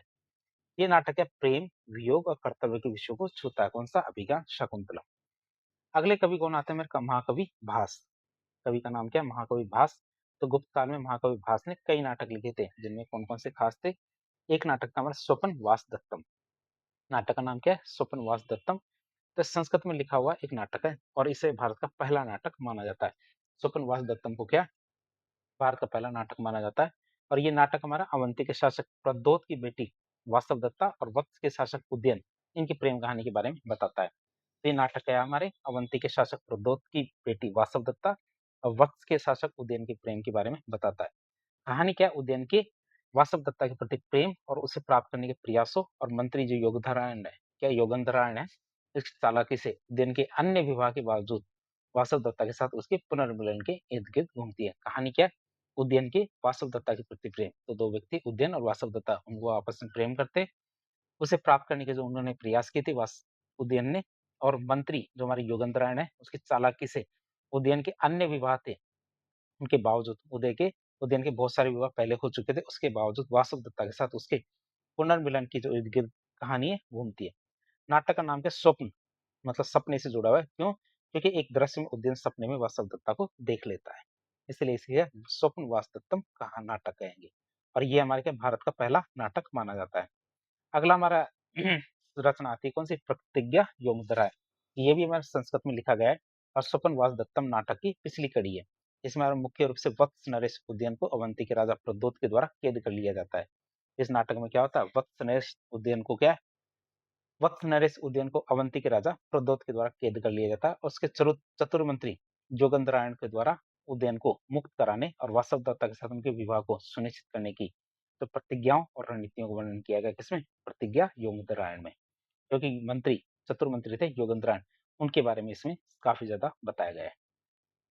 अगला नाटक आता है हमारा कौन सा, चारुदत्तम। चारुदत्तम की बात करें तो इस संस्कृत में लिखा गया एक काल्पनिक घटना पर आधारित नाटक है। यह क्या हमारे संस्कृत में लिखा गया एक काल्पनिक घटना पर आधारित नाटक है और शूद्र के जो मृच्छकटिकम है इसका आधार माना जाता है। शूद्र का जो मृच्छकटिकम है वो इसका आधार माना जाता है क्या, चारुदत्तम। इसमें हमारे गरीब लेकिन उदार जो ब्राह्मण है व्यापारी चारुदत्त और एक धनी गणिका है कौन, बसंत सेना, इनके प्रेम कहानी के बारे में बताया गया। किस किस के बारे में, एक तो हमारे चारुदत्त है, दूसरे हमारे कौन, बसंत सेना। इन दोनों के प्रेम कहानी के बारे में बताया गया किसमें, चारुदत्त में। और ये तत्कालीन मतलब उस समय के सामाजिक न्याय, जीवन और नैतिक मूल्यों पर प्रकाश डालता है। तो ये हमारे क्या, चारुदत्तम है। तो इस तरह से हमारे 3 नाटक हो गए इसके, हमारे महाकवि भास के, स्वपन वासदत्तम, दूसरा प्रतिज्ञा योगंधरायण और तीसरा हमारा चारुदत्तम। अगले हमारे जो कवि आते हैं या फिर विद्वान आते हैं कौन, अमर सिंह।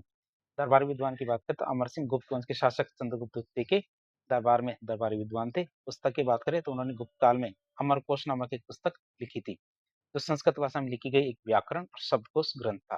कौन सा, अमर सिंह। अमर सिंह ने कौन सी पुस्तक लिखी, ये आप याद रखेंगे, अमरकोश। अगले विद्वान आते हैं कौन, हमारे चंद्रगोमिन। चंद्रगोमिन की बात करें तो इनकी पुस्तक कौन सी है, चंद्रगोमिन की पुस्तक हमारे चंद्रगोमिन व्याकरण। चंद्रगोमिन के द्वारा चंद्रगोमिन व्याकरण या चांद व्याकरण नामक पुस्तक लिखी गई थी। इसका विषय क्या था, व्याकरण। अब हम देखेंगे अगले जो विद्वान थे वो थे हमारे कौन, वात्स्यायन। वात्स्यायन की बात करें, वात्स्यायन की कौन सी पुस्तक है, वात्स्यायन की पुस्तक का नाम है कामसूत्र। तो वात्स्यायन ने कामसूत्र नामक एक पुस्तक की रचना की थी जो हमारे किसमें, संस्कृत भाषा में लिखी गई थी। इसमें हमारे धर्म, अर्थ और काम मतलब जीवन के 3 पुरुषार्थ है उनकी विस्तृत व्याख्या की गई है किसमें, वात्स्यायन की कामसूत्र के अंदर। आप इसे याद रखेंगे। अगले विद्वान आते हैं हमारे कौन, विष्णु शर्मा। विष्णु शर्मा की बात करें तो इन्होंने संस्कृत में लिखी एक, इन्होंने एक पुस्तक लिखी है किस भाषा में, संस्कृत भाषा में, जो हमारे क्या, पशु पक्षियों की कहानी का एक संग्रह है जिसका विषय क्या, कूटनीति, राजनीति और नैतिक शिक्षा। जिसका विषय क्या, हमारे कूटनीति, राजनीति और नैतिक शिक्षा हमारे विष्णु शर्मा के द्वारा लिखी गई पशु पक्षियों पर आधारित एक पुस्तक है। उसका नाम, पुस्तक का नाम क्या है, पंचतंत्र। आप इसे याद रखेंगे, विष्णु शर्मा की पुस्तक का नाम क्या है, पंचतंत्र है। ये कहानियों में क्या, इन कहानियों में क्या, पशुओं को मानवीय गुणों और अवगुणों के साथ दिखाया गया है। पशुओं को क्या है, हमारे मानवीय गुणों और अवगुणों के अनुसार दिखाया गया है। इस सरल और मनोरंजन तरीके से राजकुमारों को व्यावहारिक ज्ञान, बुद्धिमत्ता और सही निर्णय लेने की कला को सिखाती है। ये हमारे के जो राजकुमार थे पहले उनको जो सही निर्णय लेने के लिए व्यावहारिक ज्ञान और बुद्धिमत्ता और सही निर्णय लेने की जो कला थी इस पुस्तक के माध्यम से सिखाई गई थी। ये हमारे विश्व साहित्य में सर्वाधिक अनुदित मतलब जिसको ट्रांसलेट की जाने वाली पुस्तकों में से एक है। मतलब दुनिया में इस पुस्तक के काफी ज्यादा ट्रांसलेशन हुए हैं। अगले विद्वान आते हैं हमारे कौन से, वत्स भट्टी, जिन्हें बेताल भट्टी भी कहते हैं। इनकी पुस्तक हमारी वत्स भट्टी की पुस्तक है रावण वध। तो रावण वध नामक एक पुस्तक की रचना की थी किसने, वत्स भट्टी ने।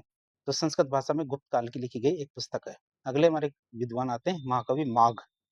माघ की बात करते हैं, इनका जन्म स्थान कहाँ है, महाकवि माघ संस्कृत के एक प्रसिद्ध कवि थे और कहाँ के रहने वाले थे, भीनमाल जालोर के रहने वाले थे। तो महाकवि माघ की पुस्तक का नाम क्या है, उनकी पुस्तक का नाम है हमारे शिशुपाल वधम। शिशुपाल के वध की जो जानकारी हमारी किससे मिलती है, महाकवि माघ की पुस्तक महा शिशुपाल वधम से।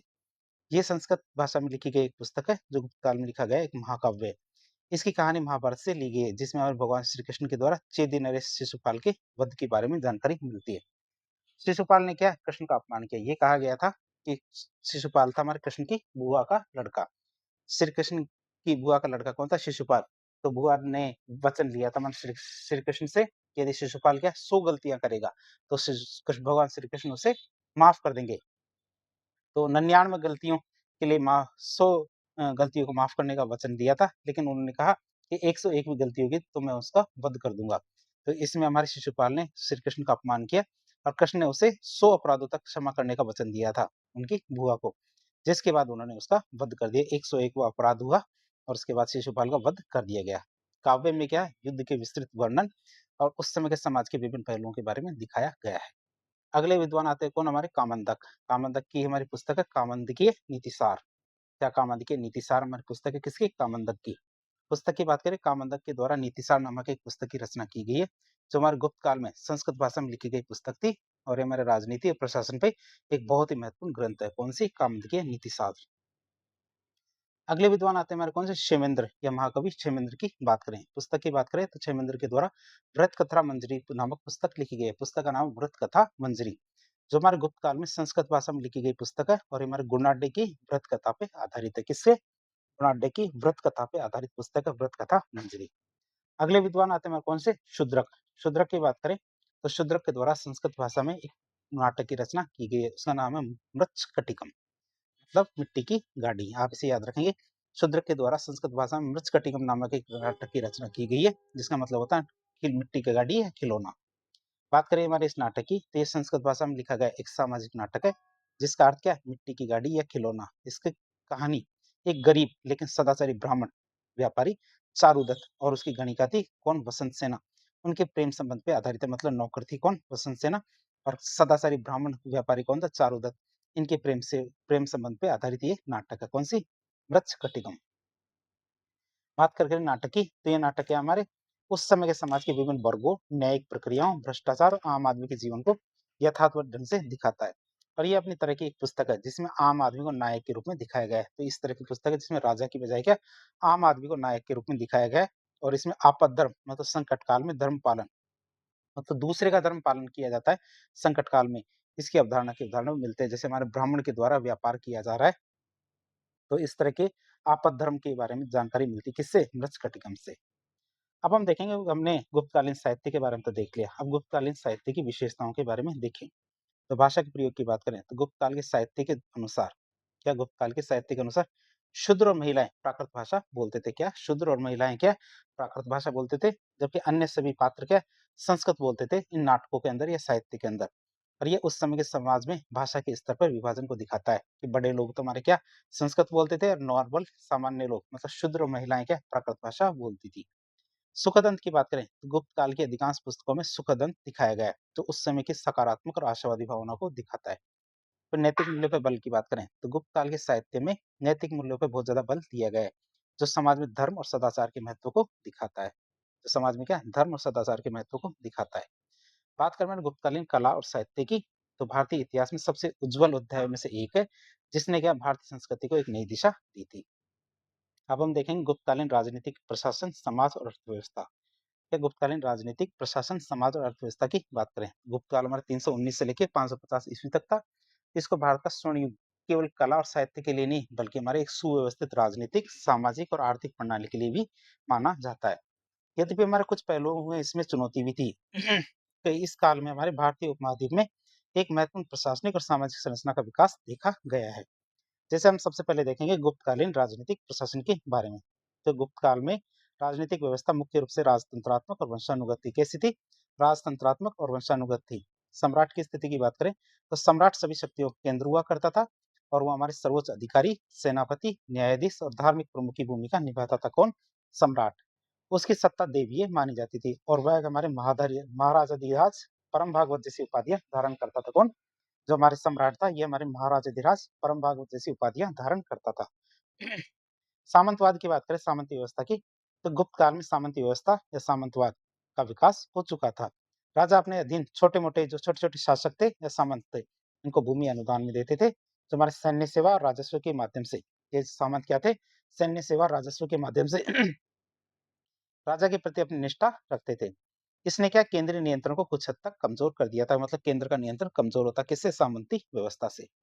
अब हम देखेंगे गुप्त काल के महत्वपूर्ण मंत्री और उनके समय के अधिकारी कौन कौन थे। तो प्रशासन को सुचारू रूप से चलाने के लिए विभिन्न मंत्री और अधिकारी नियुक्त किए गए थे। कौन कौन से मंत्री और अधिकारी थे, जैसे एक थे हमारे महादंड नायक थे। गुप्त काल में जो न्यायाधीश होते थे उनको महादंड नायक कहा जाता था, दंड देने वाले अधिकारी। ये पद हमारे न्यायपालिका के प्रमुख को दिखाता है। कौन सा, महादंड नायक। दूसरे थे दंडपाशिक, तो गुप्त काल में मुख्य पुलिस अधिकारी को दंडपाशिक कहा जाता था और वे हमारे कानून व्यवस्था बनाए रखने के लिए जिम्मेदार होते थे। कौन, दंडपाशिक। तीसरे हमारे महाअक्षपटलिक होते थे, इनकी बात करें तो गुप्त काल में आय और व्यय मंत्री, मतलब लेखा-जोखा रखने वाले अधिकारी को महाअक्षपटली कहा जाता था और हमारे वित्त और हिसाब-किताब का प्रमुख होता था कौन? महाअक्षपटली। फिर होते थे हमारे कर्णिक। कर्णिक की बात करें तो गुप्त काल में बाबू या क्लर्क को क्या बाबू या क्लर्क को क्या कर्णिक कहा जाता था और ये हमारे विभिन्न विभागों में लेखन और क्लेरिकल कार्य करते थे कौन? कर्णिक।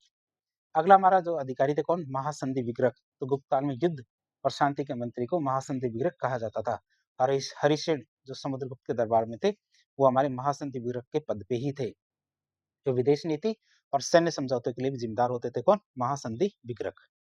अगले अधिकारी होते थे हमारे ध्रुवाधिकरण। ध्रुवाधिकरण या ध्रुवदी कर्णिक की बात करें तो गुप्त काल में राज्य के कर वसूली विभाग के अधिकारी या राजस्व अधिकारी को ध्रुवाधिकरण या ध्रुवदी कर्णिक कहा जाता था और इनका कार्य भू राजस्व और अन्य करों को इकट्ठा करना होता था। क्या? भू राजस्व और अन्य कर होते थे, इनको इकट्ठा करने का कार्य होता था किसका? ध्रुवाधिकरण या ध्रुवदी कर्णिक का।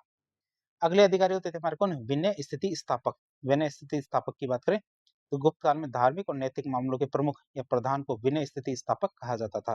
वे हमारे धर्म, नैतिकता और सामाजिक व्यवस्था से संबंधित विषयों पर ध्यान रखते थे।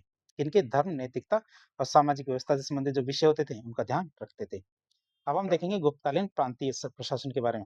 गुप्तकालीन प्रांतीय प्रशासन की बात करें तो गुप्त साम्राज्य एक विशाल साम्राज्य था जिसे हमारे प्रशासनिक सुविधा के लिए विभिन्न इकाइयों में बांटा गया था। बात करें इकाइयों की तो सबसे बड़ी इकाई और सबसे छोटी इकाई क्या थी? तो गुप्त काल में प्रांतीय प्रशासन की सबसे बड़ी इकाई तो राष्ट्र होती थी और सबसे छोटी इकाई क्या? ग्राम होती थी। बड़ी इकाई तो राष्ट्र, छोटी इकाई ग्राम होती थी हमारी प्रांतीय प्रशासन की।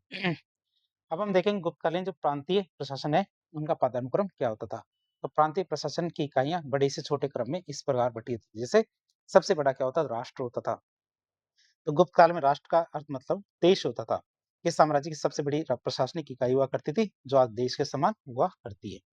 सबसे बड़ा क्या? राष्ट्र। फिर आते थे भुक्ति। भुक्ति की बात करें तो गुप्त काल में राष्ट्र के बाद प्रांतीय व्यवस्था की दूसरी सबसे बड़ी इकाई होती थी भुक्ति, जिसका मतलब होता था राज्य। भुक्तियों का शासन उपरिक नामक एक अधिकारी है उसके द्वारा किया जाता था। जैसे हमारे सीएम होते हैं उसी प्रकार उस समय उपरिक हुआ करते थे। फिर आता विषय। तो गुप्त काल में भुक्ति के बाद प्रांतीय प्रशासन की तीसरी सबसे बड़ी इकाई होती थी विषय, जिसका मतलब होता है संभाग। विषयपति नामक अधिकारी विषय का प्रशासन संभालते थे। जैसे हमारा संभाग जो कमिश्नर होता है, संभागीय आयुक्त, तो वो हमारे संभालता है, वैसे पहले विषयपति संभालता था। विषय मतलब आज का संभाग। विधि की बात करें तो गुप्त काल में विषय के बाद प्रांतीय प्रशासन की चौथी इकाई होती थी विधि, जिसका मतलब होता है आज के समय का जिला। फिर बात करें पैठ। तो गुप्त काल में विधि के बाद प्रांतीय प्रशासन की पांचवी सबसे बड़ी इकाई होती थी पैठ, जिसका मतलब आज के समय की तहसील माना जा सकता है। फिर सबसे छठी इकाई आती है तुम्हारी कौन सी? ग्राम। तो गुप्त काल में पैठ के बाद प्रांतीय प्रशासन की सबसे छोटी इकाई या छठी इकाई क्या होती थी? ग्राम। अरे प्रांतीय प्रशासन की सबसे छोटी इकाई होती थी जिसका अर्थ क्या? गांव होता था। ग्राम का प्रशासन हमारे ग्रामीण ग्रामपति के या फिर ग्रामपति के द्वारा किया जाता था। और ग्राम सभाएं भी बहुत ही महत्वपूर्ण हुआ करती थी। तो इस तरह प्रशासन की हमारी 6 इकाइयां थी। कौन कौन सी? सबसे बड़ा राष्ट्र, उससे छोटा भुक्ति, उससे छोटा विषय, फिर विधि, फिर पैठ, फिर ग्राम। अब हम देखेंगे गुप्तकालीन सामाजिक व्यवस्था के बारे में। सामाजिक स्थिति के बारे में देखें तो गुप्त काल में सामाजिक संरचना में कुछ महत्वपूर्ण परिवर्तन और विशेषताएं देखी गई है। जैसे वर्ण व्यवस्था। गुप्त काल में समाज में गुप्त काल में भारत में समाज 4 वर्ण मतलब ब्राह्मण, क्षत्रिय, वैश्य, शूद्र में विभाजित हुआ करता था। जातिवाद उस समय अपने चरम पे हुआ करती थी और जाति व्यवस्था जन्म आधारित हो चुकी थी। उस समय क्या? जाति व्यवस्था जन्म आधारित हो चुकी थी, जिससे हमारे सामाजिक गतिशीलता कम हो गई थी। जिससे हमारी क्या? सामाजिक गतिशीलता कम हो गई थी, मतलब एक जो वर्ण था दूसरे वर्ण में नहीं जा सकता था, जन्म आधारित हो गई थी। पारिवारिक संरचना की बात करें तो गुप्त काल में भारत में पितृसत्तात्मक संयुक्त परिवार प्रचलित थे, जहाँ पुरुष मुखिया होता था और परिवार के सभी सदस्य पुरुष मुखिया के साथ रहते थे। शूद्रों की स्थिति की बात करें तो शूद्रों की स्थिति में कुछ सुधार हुआ था। उन्हें वार्ता का अधिकार था, बातचीत करने का अधिकार था, जिसका मतलब है कृषि करने का अधिकार, पशुपालन करने का अधिकार और व्यापार करने का अधिकार हमारे शूद्रों को था। इससे वे क्या? हमारे आर्थिक गतिविधियों में भी शामिल हो सकते थे। तो हमारे शूद्रों की स्थिति अपेक्षाकृत थोड़ी ठीक थी। फिर बात करें अस्पृश्यता और सामाजिक असमानता की, तो इसके बावजूद गुप्त काल में भारत में अस्पृश्यता और सामाजिक असमानता व्यापक रूप से व्याप्त थी। चांडाल जैसे जो वर्ण संकर जातियां थी गांव के बाहर ही रहती थी। तो वर्ण संकर जातियां जैसे हमारे चांडाल थी, गांव के अंदर उनको नहीं रखा जाता था, गांव के बाहर रखी जाती थी।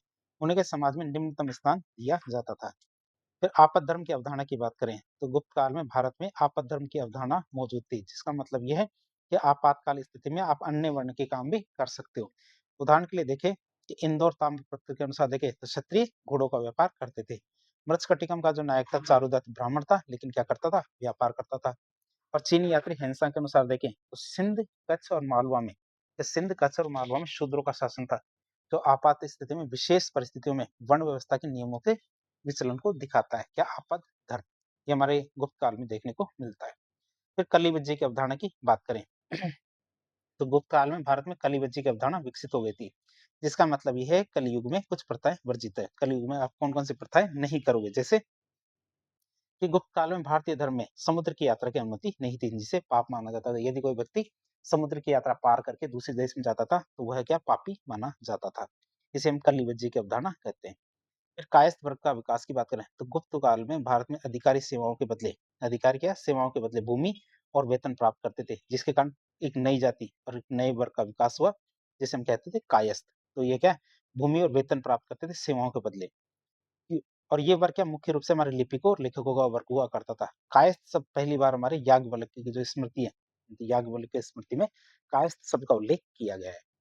महिलाओं की स्थिति की बात करें हमारे गुप्त काल में, तो गुप्त काल में भारत में महिलाओं की स्थिति अच्छी नहीं थी। कैसी? अच्छी नहीं थी। विधवा विवाह को बहुत ज्यादा बुरा माना जाता था। नियोग प्रथा मौजूद ही नहीं थी, मतलब संतान प्राप्ति के लिए विधवा को देवर से विवाह करना, तो ये होता ही नहीं था नियोग प्रथा। सती प्रथा प्रारंभ हो चुकी थी। संभवतः देखें तो महिलाओं को शिक्षा का अधिकार या शिक्षा प्राप्त करने का अधिकार नहीं था। पर्दा प्रथा जैसी जो बुराइयां उस समय काफी ज्यादा मौजूद थी। दास प्रथा और बाल विवाह, तो गुप्त काल में भारत में दास प्रथा और बाल विवाह का प्रचलन था। वेश्यावृत्ति की बात करें तो उस समय वेश्यावृत्ति का भी प्रचलन था। वेश्या, जो वृद्ध वेश्याएं होती थी उनको कुट्टिनी कहा जाता था, जो अन्य वेश्याओं को कामशास्त्र की शिक्षा देती थी। क्या? जो वृद्ध वेश्याएं होती थी उनको क्या कहते थे? कुट्टिनी, जिनका काम क्या होता था? अन्य जो जवान वेश्याएं होती थी उनको कामशास्त्र की शिक्षा देनी होती थी। वह महिला जो व्यक्तिगत रूप से वेश्यावृत्ति करती थी उन्हें रूपा जीवा कहा जाता था। रूपा जीवा किसे कहते थे? जो हमारे स्वतंत्र रूप से, व्यक्तिगत रूप से वेश्यावृत्ति करती थी। अब बात करेंगे ऐरण अभिलेख की, जो मध्य प्रदेश का है। मध्य प्रदेश के ऐरण अभिलेख की बात करें जो 510 ईस्वी का है, तो ऐरण अभिलेख सती प्रथा के संबंध में एक बहुत ही महत्वपूर्ण ऐतिहासिक प्रमाण माना जाता है। कहाँ से मिला, किसका संबंध है? तो ऐरण अभिलेख भारत के मध्य प्रदेश राज्य में स्थित है और ये हमारे गुप्त वंश के शासक भानुगुप्त से संबंधित है। किससे? गुप्त वंश के शासक भानुगुप्त से संबंधित है। तिथि की बात करते हैं, अभिलेख हमारे 510 ईस्वी का है। बात करें इसका उल्लेख की तो सती प्रथा का पहला उल्लेख हमारे ऐरण अभिलेख से मिलता है। भारत में सती प्रथा का पहला उल्लेख ऐरण अभिलेख में मिलता है। विशिष्ट घटना की बात करें तो इस अभिलेख में और गुप्त वंश के शासक भानुगुप्त के सेनापति गोपाराज की पत्नी के सती होने का उल्लेख मिलता है। इस अभिलेख में हमारे गुप्त वंश के शासक थे भानुगुप्त, उनके सेनापति थे गोपराज, तो गोपराज की पत्नी के सती होने का उल्लेख मिलता है। जो गोपराज के हूणों के खिलाफ युद्ध में मारे गए थे, तब उनकी पत्नी क्या है? उनके साथ ही सती हो गई थी। ये जानकारी मिलती है हमारे क्या? ऐरण अभिलेख से। अब गुप्तकालीन आर्थिक स्थिति की बात करें तो गुप्त काल की आर्थिक स्थिति में बहुत सारे बदलाव और चुनौतियां देखी गई थी। जैसे आर्थिक गिरावट की बात करें तो गुप्त काल में भारत की आर्थिक स्थिति में कुछ गिरावट आ गई थी, जिसका मुख्य कारण क्या था? उसका मुख्य कारण हमारे रोमन साम्राज्य का पतन था, जिससे भारत का पश्चिमी देशों के साथ व्यापार प्रभावित हुआ था। फिर व्यापार की बात करें तो गुप्त काल में भारत में घरेलू और विदेशी व्यापार दोनों ही होते थे। घरेलू और विदेशी व्यापार दोनों ही होते थे गुप्त काल में। तो भारत का चीन और पूर्वी देशों के व्यापार की बात करें तो दक्षिणी पूर्व एशिया के साथ भारत का चीन और पूर्वी देश जो हमारे दक्षिणी पूर्व एशिया, इनके साथ व्यापार होता था। श्रीलंका व्यापार में भारत और अन्य देशों के बीच मध्यस्थ की भूमिका निभाता था। कौन? श्रीलंका। फिर मुद्रा और व्यापार के तरीके की बात करें, चीन और पूर्वी देशों से गुप्त काल की जो भारतीय मुद्रा नहीं मिलती है, और भारत में गुप्त काल की भी एक भी विदेशी मुद्रा प्राप्त नहीं है। भारत से क्या? गुप्त काल की एक भी विदेशी मुद्रा प्राप्त नहीं हुई है। इसका मतलब ये गुप्त काल में व्यापार वस्तु विनिमय के द्वारा ही किया जाता था, मतलब बार्टर सिस्टम से करते थे, मुद्राओं से नहीं। गुप्त शासकों ने सर्वाधिक सोने के सिक्के चलाए थे या फिर जारी किए, जिन्हें क्या कहते थे? दीनार कहा जाता था। गुप्त शासकों ने जो सर्वाधिक सोने के सिक्के जारी किए थे उन्हें दीनार कहा जाता था। हालांकि देखें तो सोने के सिक्कों का प्रयोग मुख्य रूप से उपहार देने और धन संचय के लिए किया जाता था, न कि हमारे दैनिक लेन देन के लिए। भारत से हमारे गुप्तकालीन चांदी और तांबे के सिक्के कम मात्रा में मिलते हैं। भारत से क्या? गुप्तकालीन चांदी और तांबे के सिक्के क्या कम मात्रा में मिलते हैं, जो शायद क्या दैनिक व्यापार में उनकी उपयोगिता और प्रचलन को दिखाता है। घरेलू व्यवसाय की बात करें तो चीनी यात्री फाइयान के अनुसार, किसके अनुसार? चीनी यात्री फाइयान के अनुसार गुप्त काल में घरेलू व्यवसाय संतोषजनक स्थिति में था, मतलब लोग संतुष्टि में रहते थे, जो आंतरिक व्यापार और कृषि की मजबूती को दिखाता है। तो इस तरह आज एक लेक्चर के जरिए हमने प्राचीन भारत के इतिहास का एक बहुत ही इंपॉर्टेंट टॉपिक गुप्त काल के बारे में सब कुछ जानने की कोशिश की, उनके राजवंश के बारे में, उनके साहित्य के बारे में, वास्तुकला, मंदिर, चित्रकला, इन सब के बारे में जानने की कोशिश की। इस प्रकार के इन्फॉर्मेटिव वीडियो देखने के लिए हमारे चैनल से जुड़े। वीडियो यदि पसंद आता है तो वीडियो को लाइक करें, चैनल को सब्सक्राइब करें, अपने दोस्तों के साथ शेयर करें। धन्यवाद।